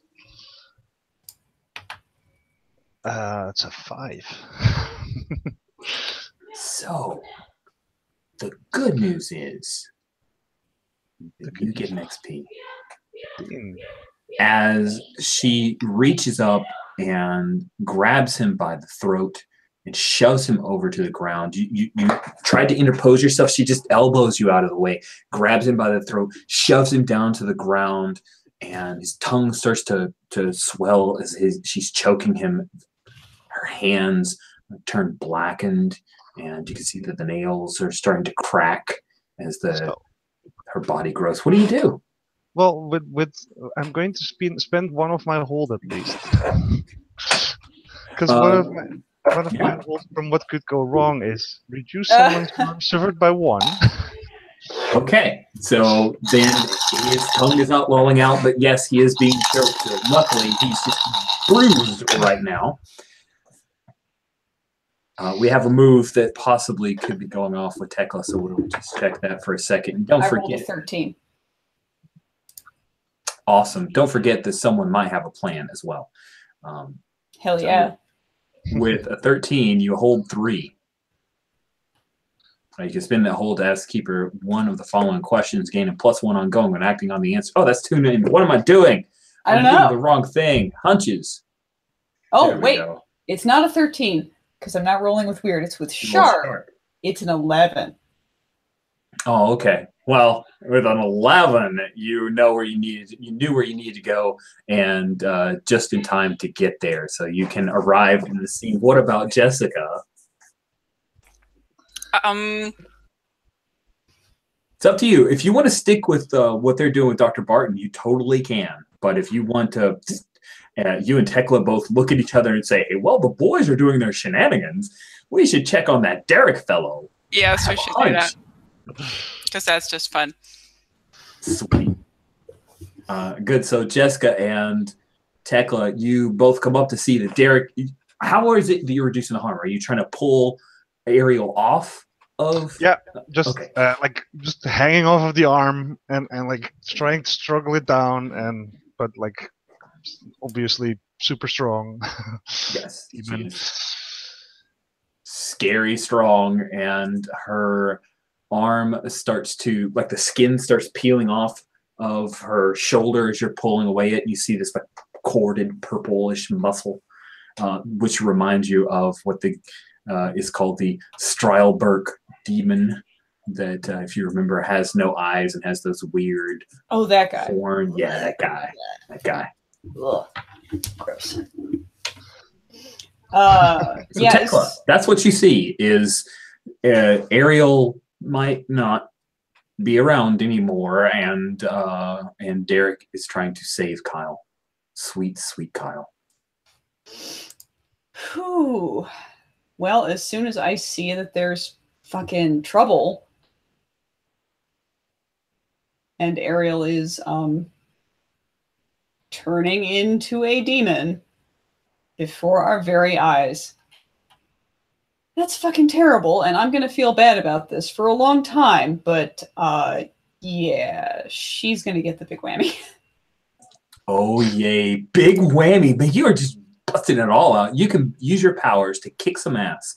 Roll plus weird instead of plus tough. The attack has 2 harm, close, obvious, ignore armor. That is going to be pretty sweet. Roll high because I'm holding her. Hey, don't worry. If you roll low, you get XP. All right, so that's a 10. What does it look like when you unleash this big whammy to Ariel, who just didn't even see you coming? Gosh, I'm trying to remember the film that I saw recently. Oh, yeah. Has anybody seen Doctor Strange? Yes. Yes. Yeah, so some of those scenes, not the scenes where they change reality, where they like expand space, but the scenes where the dude who sells his soul to Dormammu, you know, he pulls those blades of sheer nothingness out of nowhere. Mm-hmm. It looks like that, but I'm not touching any of it. Like parts of the air around her become translucent instead of transparent and shift and then sort of break and cut into her. Oh, damn, that is wicked. Slices away parts of her shirt and exposes more of that purplish skin. Some blood comes out. 2 harm is significant, but does not kill it at all, but definitely gets its attention. Jessica, you see this. It's pretty awesome. You're good at stuff too.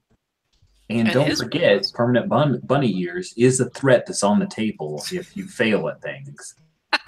Jessica. Wait, is banishing, is that like a big magic or small magic?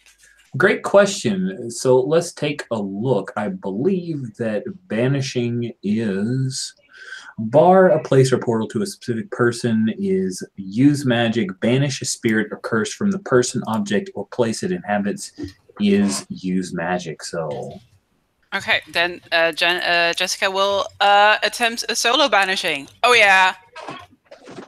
nice. Wait, you're doing You're a not even ritual? You're doing a ritual without Earl?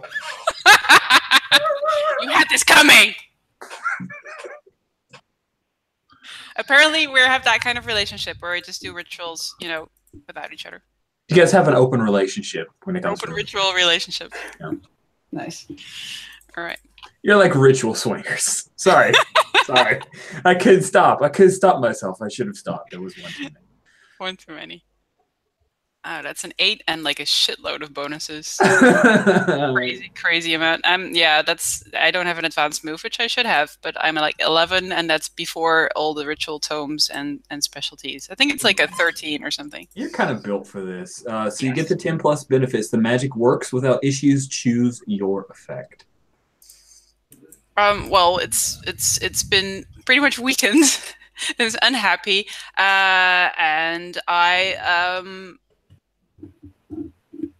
don't even think I'm making a whenever we did something, we started with the ritual circle, but I think Jess is forgoing with the circle now and is just sort of doing all the ritualistic motions and words for an actual on-the-go banishing. She's just trying to push it out of this dimension.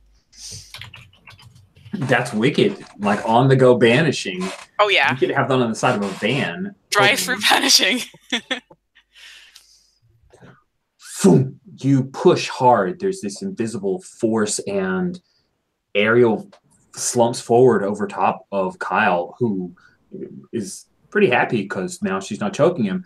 And you see it, Jessica, because you were focused on it. You see it, Tekla, because you're you.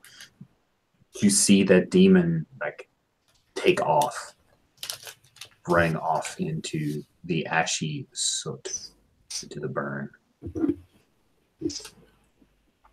And Kyle says, oh crap. Are you okay? Derek, are you okay? There are like finger bruises on his neck. Is she okay? And he takes Ariel and he like very gently eases her over onto her back and starts trying to check her over like he's doing first aid. Oh, I'll join Kyle. Sweet. After a moment, Ariel coughs and she looks around, and for the first time in the last few moments, she has human eyes. What happened? Oh, God. Oh. We need to get out of this area. My shirt. It's been ribbed like with crazy magic powers. Yeah, if you want to convince Kyle to help her up and try to get out, that is easy enough. You do not need to roll to manipulate. No. So you guys were headed into Dr. Barton's tent. He is okay. He starts with some chills. He said that thing about it cannot be stopped. He's mumbling to himself. You grabbed his feet, if I remember, Ollie, and you grabbed his, yeah. Two of you guys lift him up and out of the air mattress and start working your way out of the tent. Earl, you see the scuffle that happens, but again, hard to hear exactly what's going on. But you guys try to beat feet. I'd like to see one of the two of you, the other can help as you try to act under pressure to get Dr. Barton out of here before things get worse. I will make that roll. Yep. Roll is cool. I am pretty cool. You are. Your character is too, Paul. I am re-rolling selected. Are you offering help there? Yeah, I'm just, it's cool if I want to help out. It is help out is cool, yes, sir. Unless you have a move that says otherwise. And I need it, so that's a 6. Wait. You rolled a natural 6, but you're rolling plus cool, so. Oh, that's right. That's an 8. But I do want to see that roll from Ollie anyway. Yeah, a 9. 9. Nice. So that gives you a +1, so you get you up to a 9. A 9er. So on a 7 to 9, the keeper is going to give you a worse outcome, hard choice, a price to pay. So you're trying to get Dr. Barton out of the burn before he changes into something or is infected by this thing. It is centered upon him and working very quickly. You can save him, but this demon will then look for one or the other of you to be its next target. You will have to fight that because it is aware enough and alive enough to be a direct and present threat to either of you. Earl, you get to make that choice.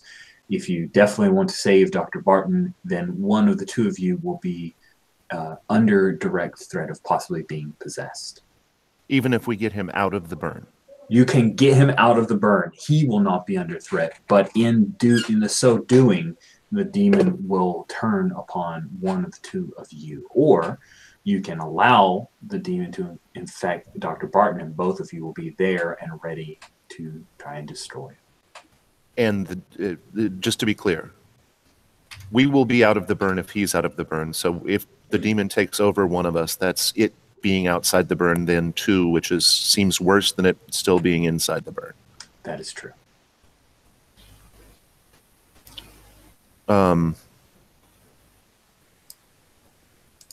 I look at Ollie, shaking my head sadly, and say, "It's too late, Ollie. It's too late."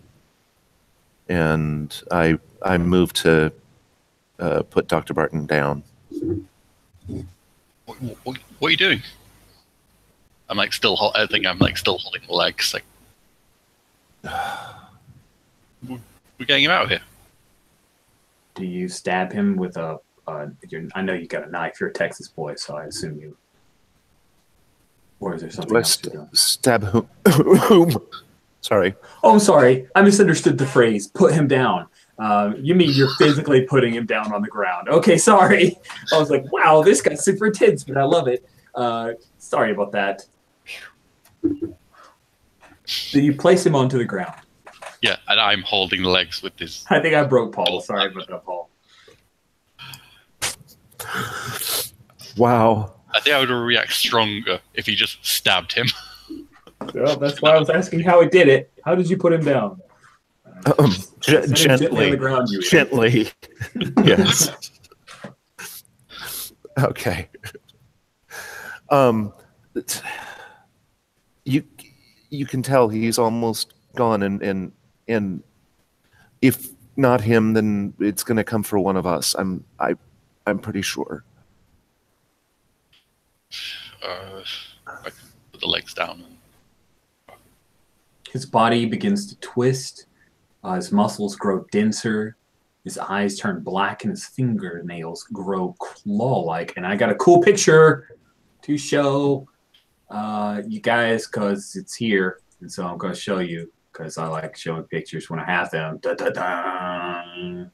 Oh, shit. Oh, Read shit. the things. I took screenshots. Yes, it does say Ash Puppet Dr. Rick Barton for a reason. So he's lying on the ground. You see him going through the transformation.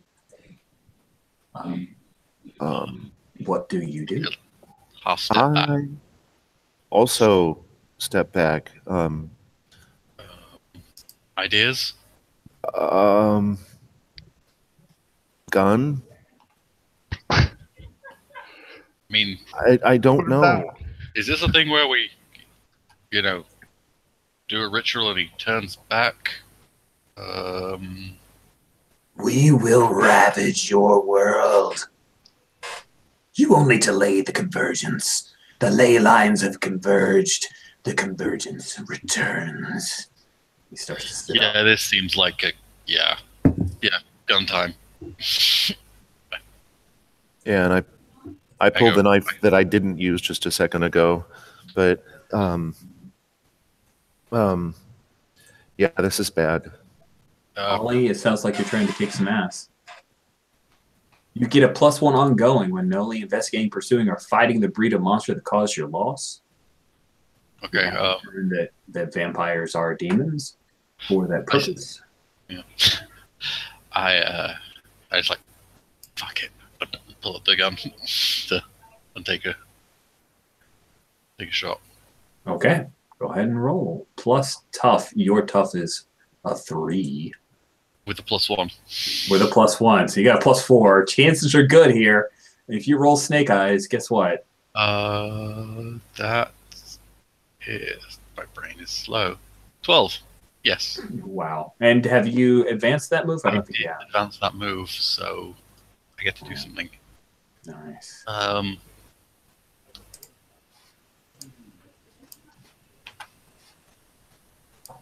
goodness, this is so cool. You advanced it. So on a 12+ for advanced, you pick an enhanced effect. You completely hold the advantage. All hunters involved in the fight get +1 forward.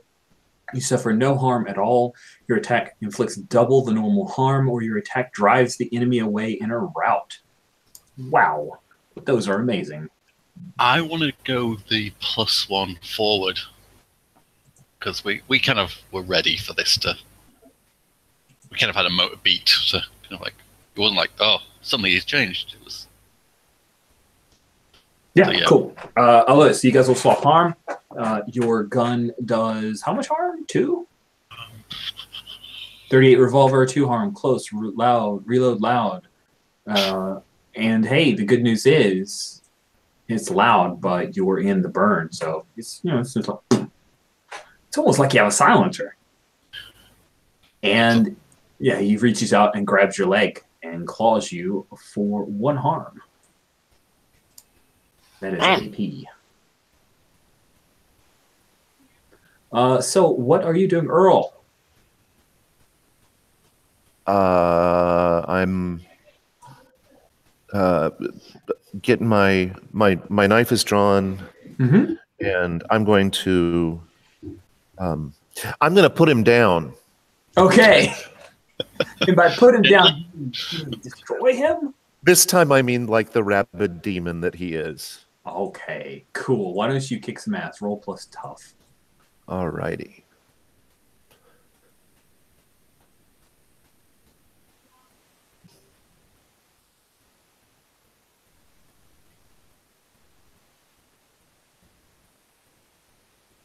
That's a 7. If it's the +1 forward was for everybody involved in the fight. Yes. So that's a 7 with the +1 forward.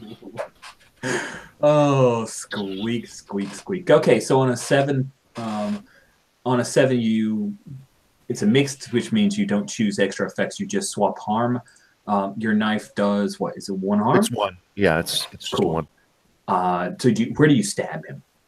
Where do you slice?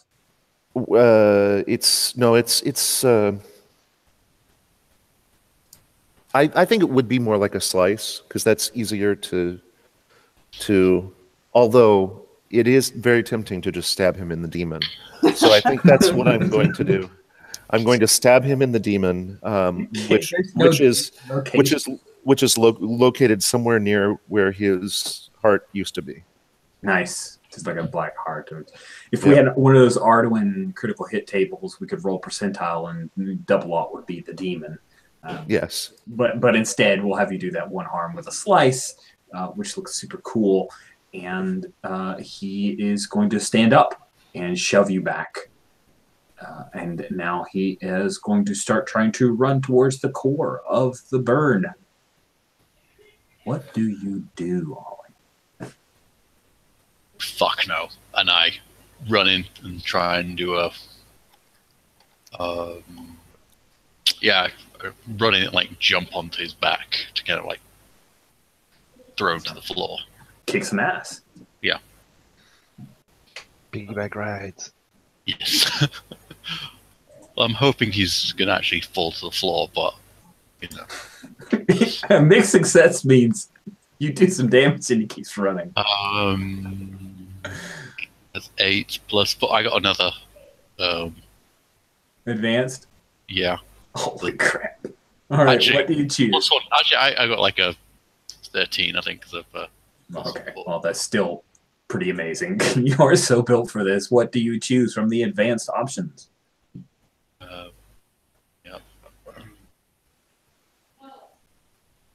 I suffer no harm at all as Nice. as I leap onto his back. I kind of shove the gun into his back. Nice. You shove the gun into his back. I am going to now jump over to ask those of you who might have a plan or a hunch, do you wish to try to interpose yourself here to help out?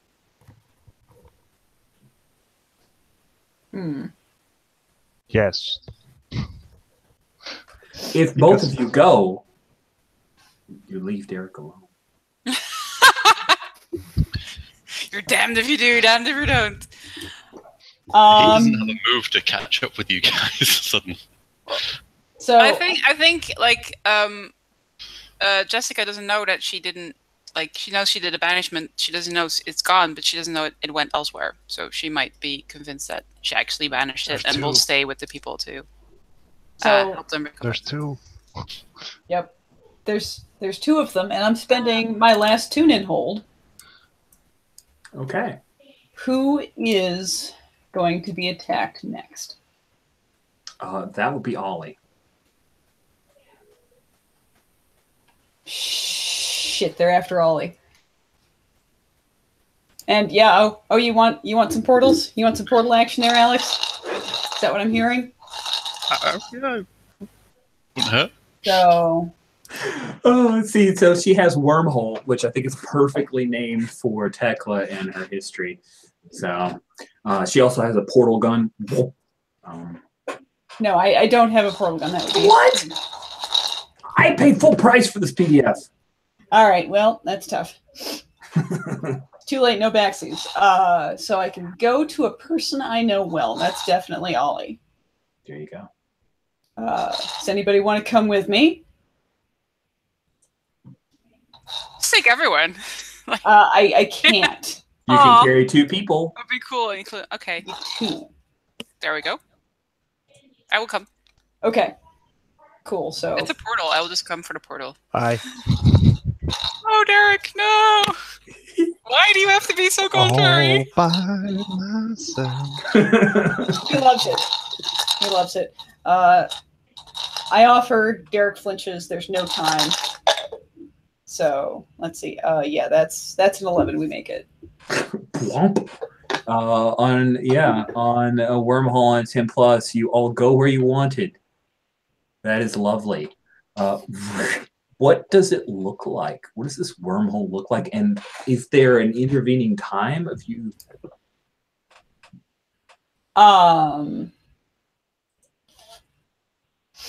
Goodness.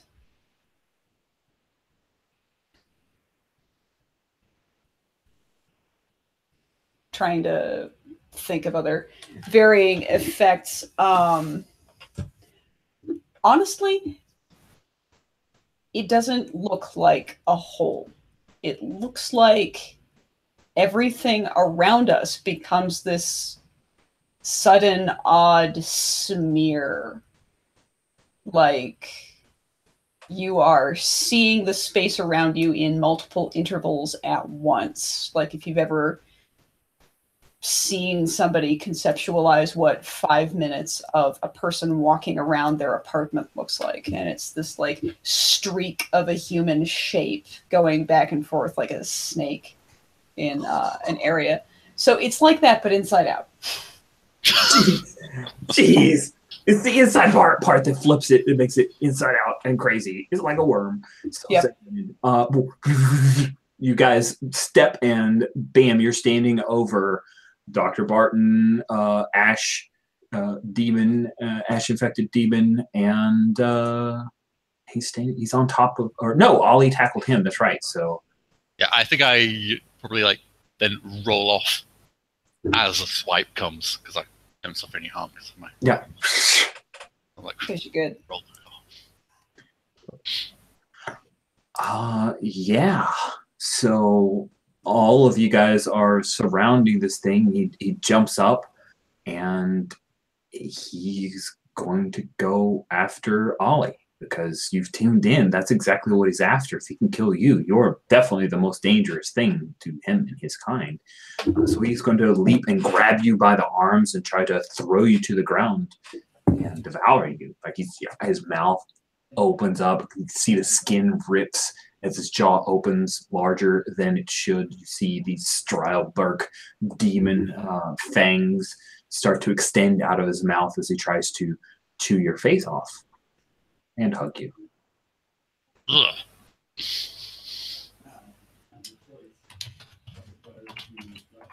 Is it my turn? I don't know. Is it your turn? It's kind of weird. We don't have an initiative. So who wants to act first? Everybody's kind of done a thing. Tekla and Jessica, you arrived to see what's going on, and you saw the demon trying to eat your friend Ollie. Ollie, of course, can react, and Earl could do a thing. I would like to do something foolhardy. Knowing full well that he can take care of himself, I nevertheless would like to protect Ollie because this is too much. I adore this choice and pray for a poor roll. Why don't you roll plus tough? I will. So this is plus. That's a 10. Nice. On a 10 plus, you choose an extra. Okay, let me go to the move. Hey, there's this one here. All impending danger is now focused on you. I just wanted to highlight that. You can choose that one if you want. Just totally choose that one if you want. That's actually what I'm going to pick. We're on the same page. Like, that's great. I can't wait to have Earl as a demon. So yes. How do you protect Ollie? Ollie has rolled off, and then Dr. Barton came over to try to lick his face or whatever was going on. And so basically it's just me sort of tackling the ash puppet off of Ollie, and we roll off to the side a little bit. And I probably wind up on the bottom. Okay, that's good to know. Cool. So, based on these, I think what he's going to do is lash and cut you. So you're going to take 1 damage from his claws, which are growing larger and will do more damage very, very soon. So Tekla and Jessica, you see this as Earl heroically keeps Ollie from the bad touch. That's so hot. Also dangerous. Probably shouldn't do that. Tekla, I think because you did the wormhole and you knew it was coming, I think it makes sense for you to react before Jessica, if that's okay. Sure. So what are you doing, Tekla?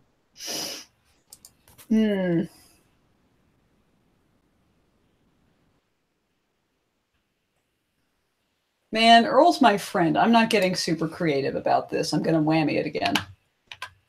I think that makes sense. Go ahead and roll plus weird.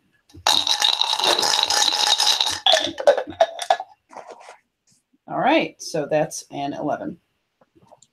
That's pretty wicked. That is 2 harm. And with the kicks, you get to kick some ass with that. So you can actually choose another effect, an extra effect. Let's see.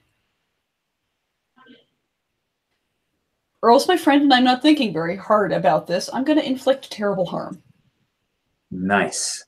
So those weird invisible daggers happen. They shred into his back. He rears back in bellows in pain. Those wicked long teeth open up, and you hear, and he hops up, and he's still going to try to kill Earl because Earl chose this thing for protecting. Like, impending danger is focused on him, but he does not like you at all. Jessica, what do you do?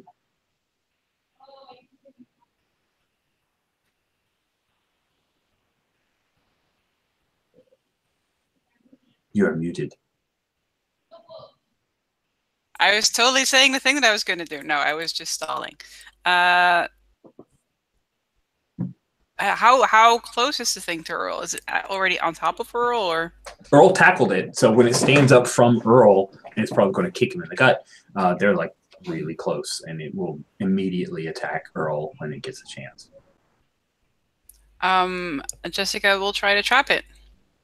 Okay. But again, without the comforting, nicely perfect circle that we like to make with the chalk and the dangerous. Yes. Seems dangerous. I like this. Why don't you use magic then? Roll plus weird. All right.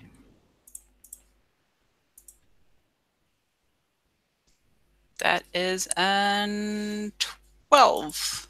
And 12. Okay. Okay. And you have it. With that, you do not have a glitch. The magic works without issues. What effect do you choose? The trap a specific person, minion, or monster? Yes. She's trying to like, for maybe just keep it away from Earl, to like she's trying to make a barrier between him and Earl, or maybe freeze it or stop it. Awesome. So not thinking very clearly. Nice. You throw down kind of hand gestures, and we see this like silvery light of the symbols that are in the pentagram that you saw from the sanctuary, and it is trapped. You have created a ritual that you will need to uphold, but it cannot get out of it. Earl and Ollie, you guys, it looks like you're no longer being actively attacked by this ash puppet. I'm kind of more slowly approaching it now, and I think I have to do a little badass twirling of my knife that I've taken out in my hand, like.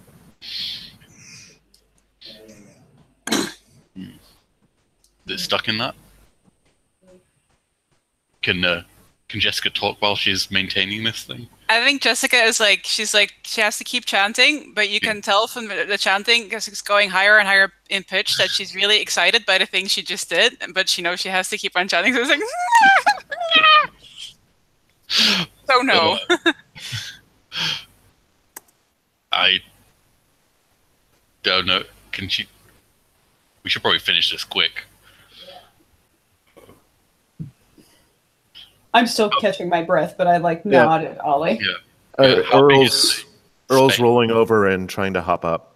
But yeah, I think I give him an agreement. Okay, so here's the thing. You guys have enough power and knowledge between you that if you wish to dispatch this demon, you can do so. But in doing so, you destroy any chance of saving the host, whatever remote chance there is. So the choice is yours. It is held. You may deliver the coup de grace if you so wish. It's not a bad tactical choice. But Dr. Barton will be dead. I'll let you guys have a moment, and we're going to cut away from you. And I know we're coming up on time, so I'll try to keep this quick. But Derek, they take off, and you don't. Ariel, Summers, and Kyle Lawless are with you. And Kyle says, "What just happened?" Nothing to see here. No. They just like, I just there, and then I can see them now. They're over there. Mm-hmm. It's probably because you got choked.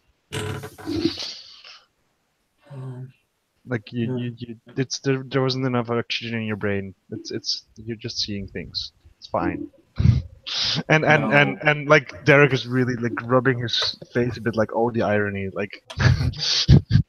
Yes. No, man, no. This is weird. This is weird, Ariel. What happened to your back? I don't know. She's kind of half holding up her shirt. So they are aware of weird stuff having gone on, unless you want to do something about it, Derek. Yeah. I think they're gonna. I mean, I'm going to start with him because he's asking the most questions. But I'm just really, I grab him by the shoulders, and I go like, I look into his eyes and go like, look, there's nothing happened. It's fine, and I'll have to roll. Roll plus charm. Yes. Where is my roller? Over here. Okay. Oh, well, that would be a 14. You're right. Everything's okay. We should go. Yeah, we should get out of here. Whole thing's a bust. Yeah, exactly. Help me get everyone out of here. It's all gonna be fine. Nice. Cool. So, I think it's a part of me that really, really wants you to have to use, what was it? Let's get out of here. But I kind of like you having to use the domination to leave. Let's get out of here. Well, let's get out of here is also more like if you're someone's attacking you. Roll. Yeah. I just really like that move. The name of the move more than anything. It feels very Scooby-Doo. I know, me too. But So we cut back to our other 4 hunters as they are, as Derek has successfully negotiated with the others to leave. And you have this demon at your mercy. I'm standing right at the edge of the barrier that she's made, and with the knife. I look to Tekla. I also have a knife. And I You say that also... out loud. What? I just like the idea of it. Like, I also have a knife. Yes. And I'm like doing a cool spinny thing. Yes. It's like you know, a news a society event column where the last couple sentences are also present was that's Earl, also knife. But I'm gonna look to Tekla and Jessica and simply say, can we save the man?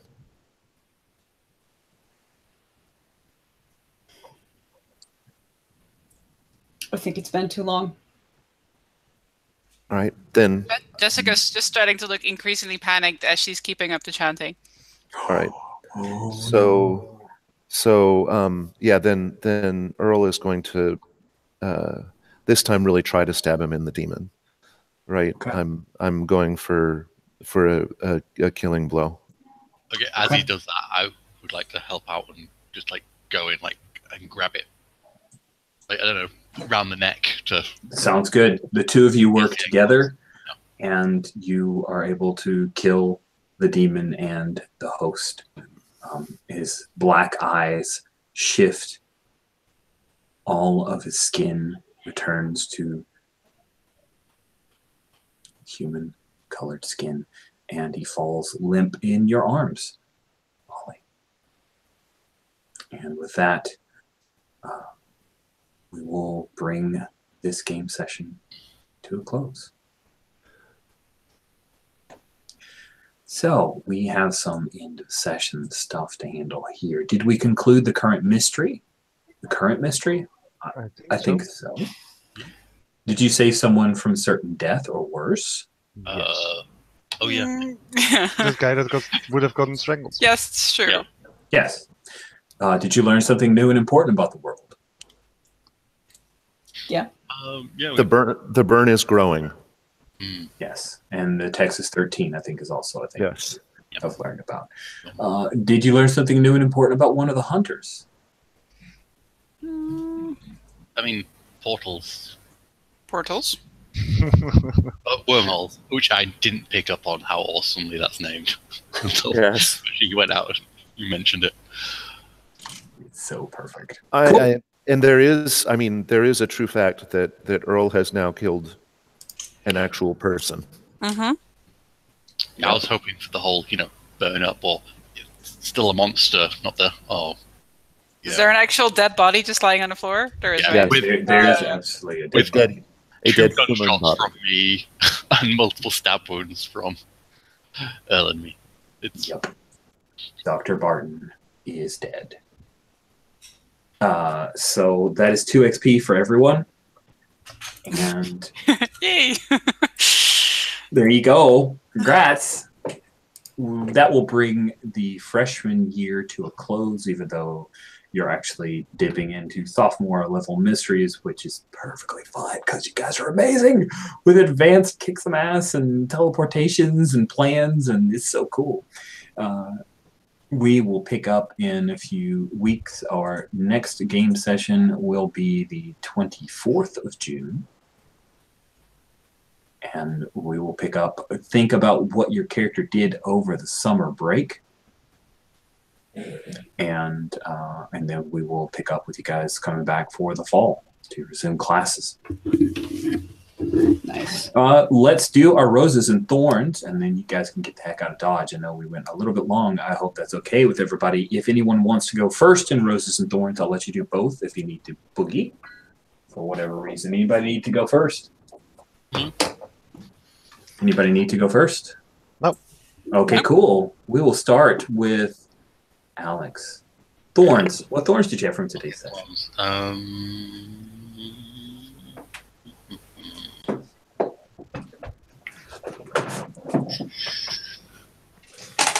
Let me come back to you. Yeah. All right, cool. Jules, what thorns did you have from today's session? Oh shit! No! Oh, my reputation is horrible. I quite like this session. No,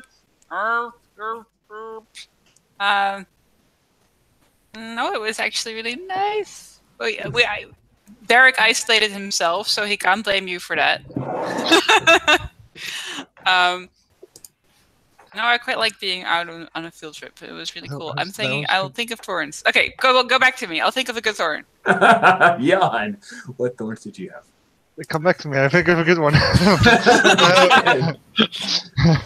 Don't come back to me now.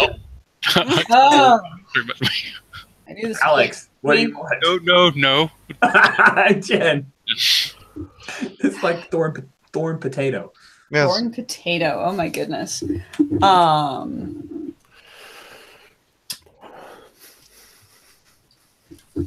Let's see. She's doing math, guys. You know what I am? It's like that that one math doing meme. I haven't seen a math doing meme. Now I gotta go look it up. Right? I gotta see if I can find it real quick. Here we go. Real fast. Is that your thorn is? My thorn is this session was too good. No, I'm actually trying to rewind and go over points in my head from sort of element to element.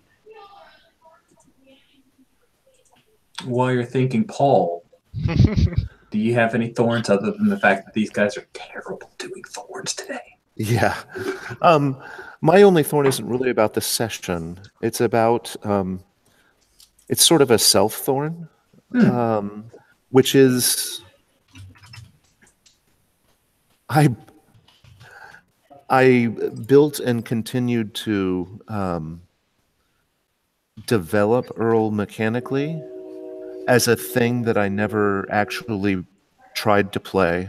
So the stuff that he's actually super good at is not stuff that he uses, unlike or that is useful in the course of the sorts of mysteries that we're in the middle of. So I suspect that my first advanced move is going to be switching playbooks without losing that flavor of Earl. I suspect that I will switch playbooks. I think that's exciting. To try to, but yeah. So so it's I think I have a path forward that makes sense in my head, but I felt like everybody did really cool, flashy stuff today, and Earl was like, "I also have a knife." But that was entirely all on me. You've got my bow. Yes, exactly. So that's it. That was my only thorn. Apparently, though, Julia and Alex have both come up with one. What? No, that was Et tu, Brute. Jules, bring it home, Jules. What's your thorn, Jules? That we're getting too overpowered. Like, I don't think I can fail. It's really hard for me to fail use magic roll now because I have like so many bonuses. So at some point, we're just going to be like, like, you know. We need the end of Marvel movie swarm of bad guys. We're going to be like win monkeys, and we like being fail monkeys. So we need to work on that. Fail harder. I don't know. It's just weird. It's like, you know, I don't want to have like, oh, we can always have this as a solution because we know that's always going to work because that's. Yeah. I have to go around doing sharp rolls, and Derek needs to do cool rolls, and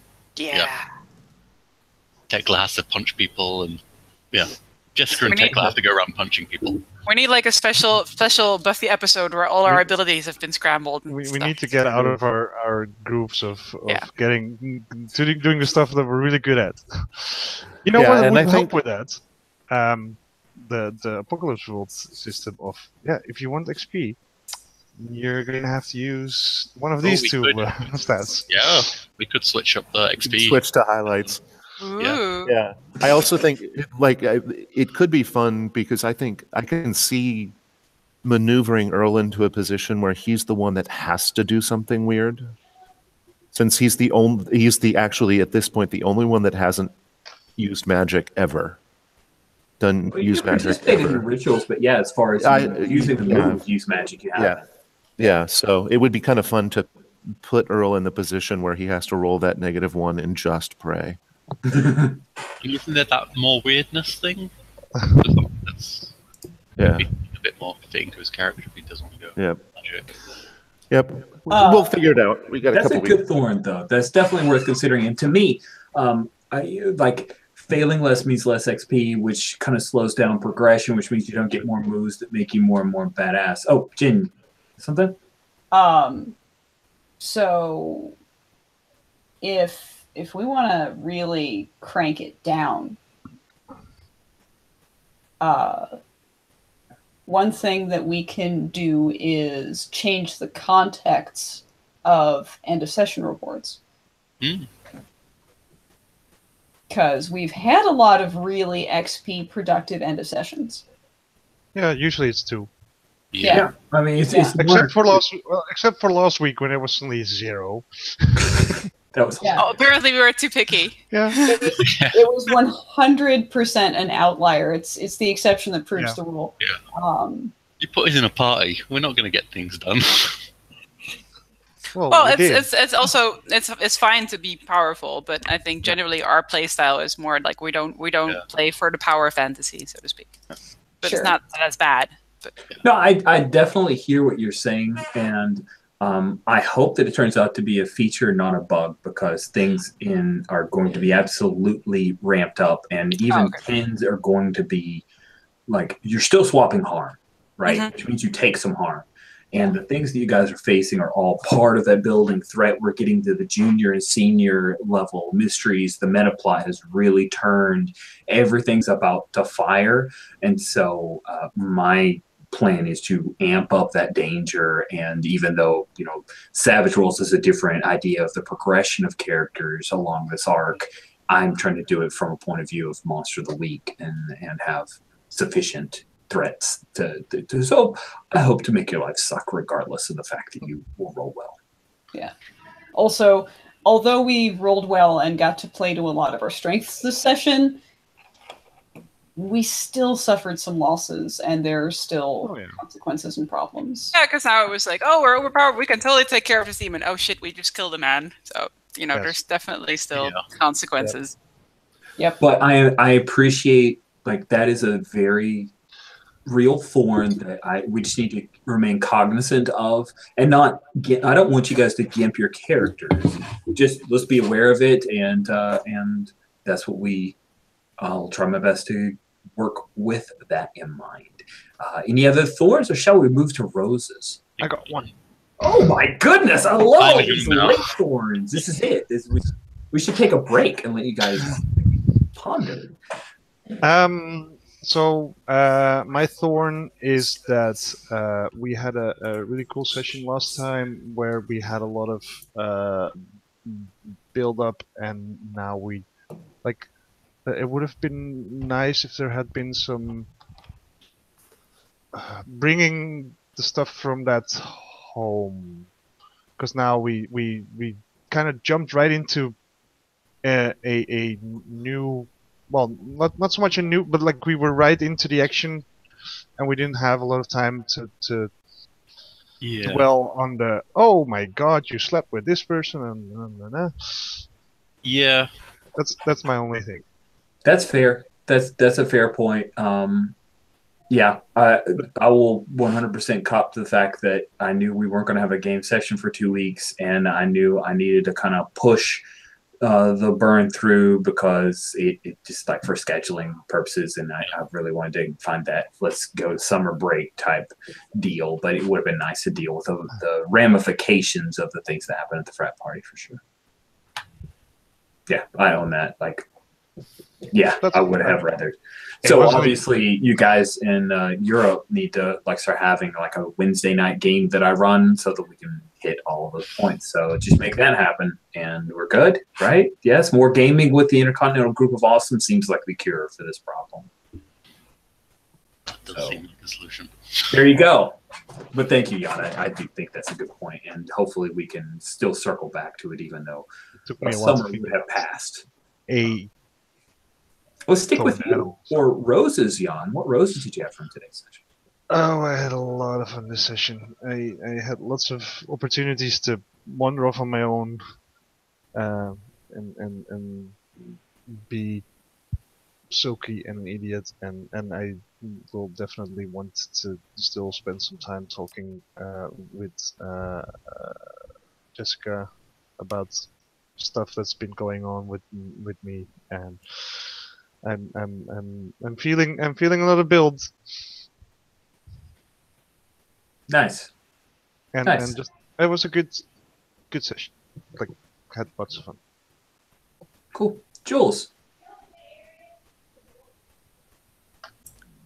I thought it was really fun to go on a field trip. Woo! Like, I don't know. I don't know why, because most of the time we stayed around the campus, so it was actually cool to go somewhere else and be in the wilderness, which is also, we haven't been for like a country campaign. We've been very sort of urban-esque, so that was cool. And it was sort of like nice to get back into action stuff. Yeah, I like it. And that we had our first real, like, sort of feels like real massive consequence. We've had some before, but this one feels like, ooh, drama. Yes. So yeah, cool. Good. I also like that we had like a few NPCs with us, but not too many. So that we wouldn't get sidetracked by all the NPCs, but there were still some that we could, like, you know, save or throw in front of the bus or whatever. I'm glad that the NPCs were kept to him. The Troll Hunters is a show on Netflix from Guillermo del Toro. He wrote the book and produces the series. And my son and I just finished up the series. It was spectacular. And even though they go to high school, you only ever see 4 teachers. And at one point, my son was like, it was kind of weird that the whole town was under attack and there were only those 3 teachers and a coach. And I'm like, yeah, but weren't they cool? He said, yeah, they were really cool. So it's just one of those things. The rest were in the teacher's lounge, like, we don't get paid enough for this. They never came out of the teacher's lounge. Thank you, Jules. Jen, what roses did you have, ma'am? I enjoyed being on a field trip as well. I liked the way the NPCs that were with us got fleshed out. So I think that really grounded us in the experience of being on a field trip and like, oh God, we have to be in a van with these people. And oh God, now we have to camp with these people overnight. Kind of a feeling. So that was well done, well played. So, hey, the only thing you had to do to get out of having to camp overnight with those people was kill the professor. So good job. You know, it's just how it is sometimes. And also, yeah, lots of heavy revelations this session. Lots of tense choices. Like, yes, I got to bank really hard on some of my most powerful moves, but I felt like it was necessary to use them, including right in front of friggin' Kyle and Ariel. Yeah. Oh, Ariel's going to have some wicked fallout from this. I love it. Ariel, who now I'm saying it so it's recorded, and because we lose the chat that happens in Hangout, Ariel, who was named after the Little Mermaid. Oh yeah. We're just making it canon right here. And now, Paul, what roses did you have? It was a great session. It was tense at almost every moment. I mean, it was tense even with Stevie being Stevie in the van, but just in a different way. And then once we got into the supernatural tenseness, it just kind of kept ramping up. And I Yeah, I think it was a really good session, and I would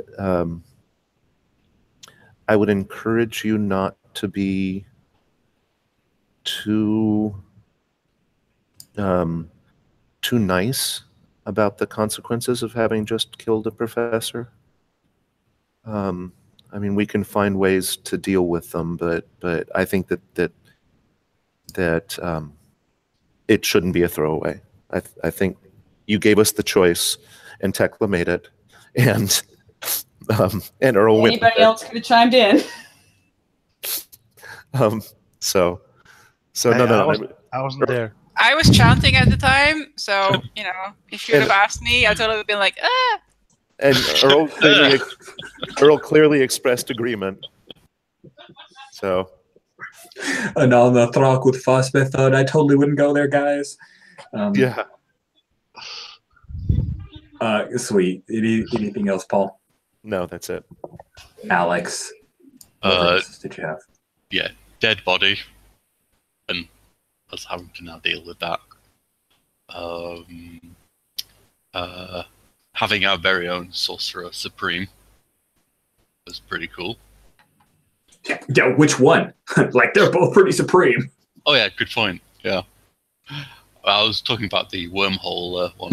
Okay, sure. Wormhole, big whammy making. Yeah. Not the one that I'm going to whip up a ritual to cast out the demon. Yeah. And I like the kind of building up of kind of fleshing out these, all these little NPCs that, even if they don't get used now, they're kind of like, all these potential victims that we can go, oh no, oh yes, he's dead. Or, It's good. It's good to have some more people that's. We were getting a bit. It is true that we had a bit. We'd had the same people for a while around us, and it's good to have some new people that can either be good or bad. If they. Yes, you will point out that Ariel, who is named after Little Mermaid, did agree to a demon. Yeah, sure. Do you get me the hot boy? I'll do it. So there's that clear and present danger that you saved. I've got a few roses to hand out as well. Jen, perfectly timed on using the big moves. This felt like a season finale to a show that I would really super love to watch. And watching, always Tekla's been the one to kind of open the gateway to the really weird stuff, which is what a spooky's supposed to do, and you embodied that. And wow, wormholes. So glad you wormholed. Jules, Jessica, just like, I'm just going to banish him. I don't know if I can. I am going to declare that I'm going to do it. Ooh, that was cool stuff. I cannot wait, Paul, for Earl to switch playbooks and see how he evolves and changes, see what we keep, what we leave behind. I'm really excited to see what where you want to take him. And kudos to you to be like, yep, Earl's the guy who's going to do that thing, and he's the one who has the blood on his hands. That's dark and deep, and I really enjoyed that choice. And literally true. Yeah. Because knife. Yeah. Because I've got a knife too, guys. Jan, very fun time with Derek.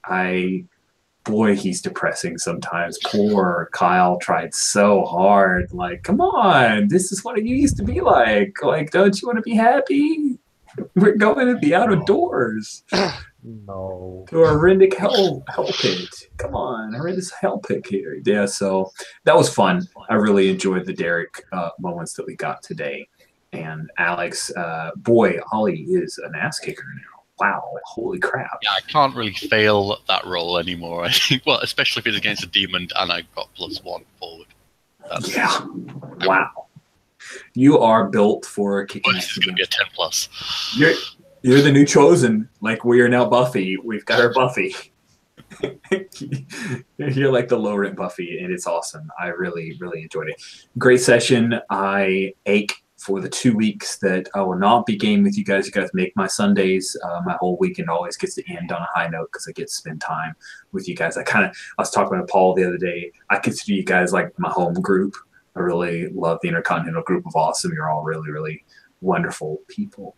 And so we will bring this to a close. But for watchers, the 12th episode or 12th session is now ready to be released. So sometime next week, I'll go ahead and put that in the feed, publish it, so that you have a chance to check it out. There were a lot of things that happened in that session, so it's all romantic. A lot of big stuff that happened there that we've referenced back to, so it's definitely worth checking out.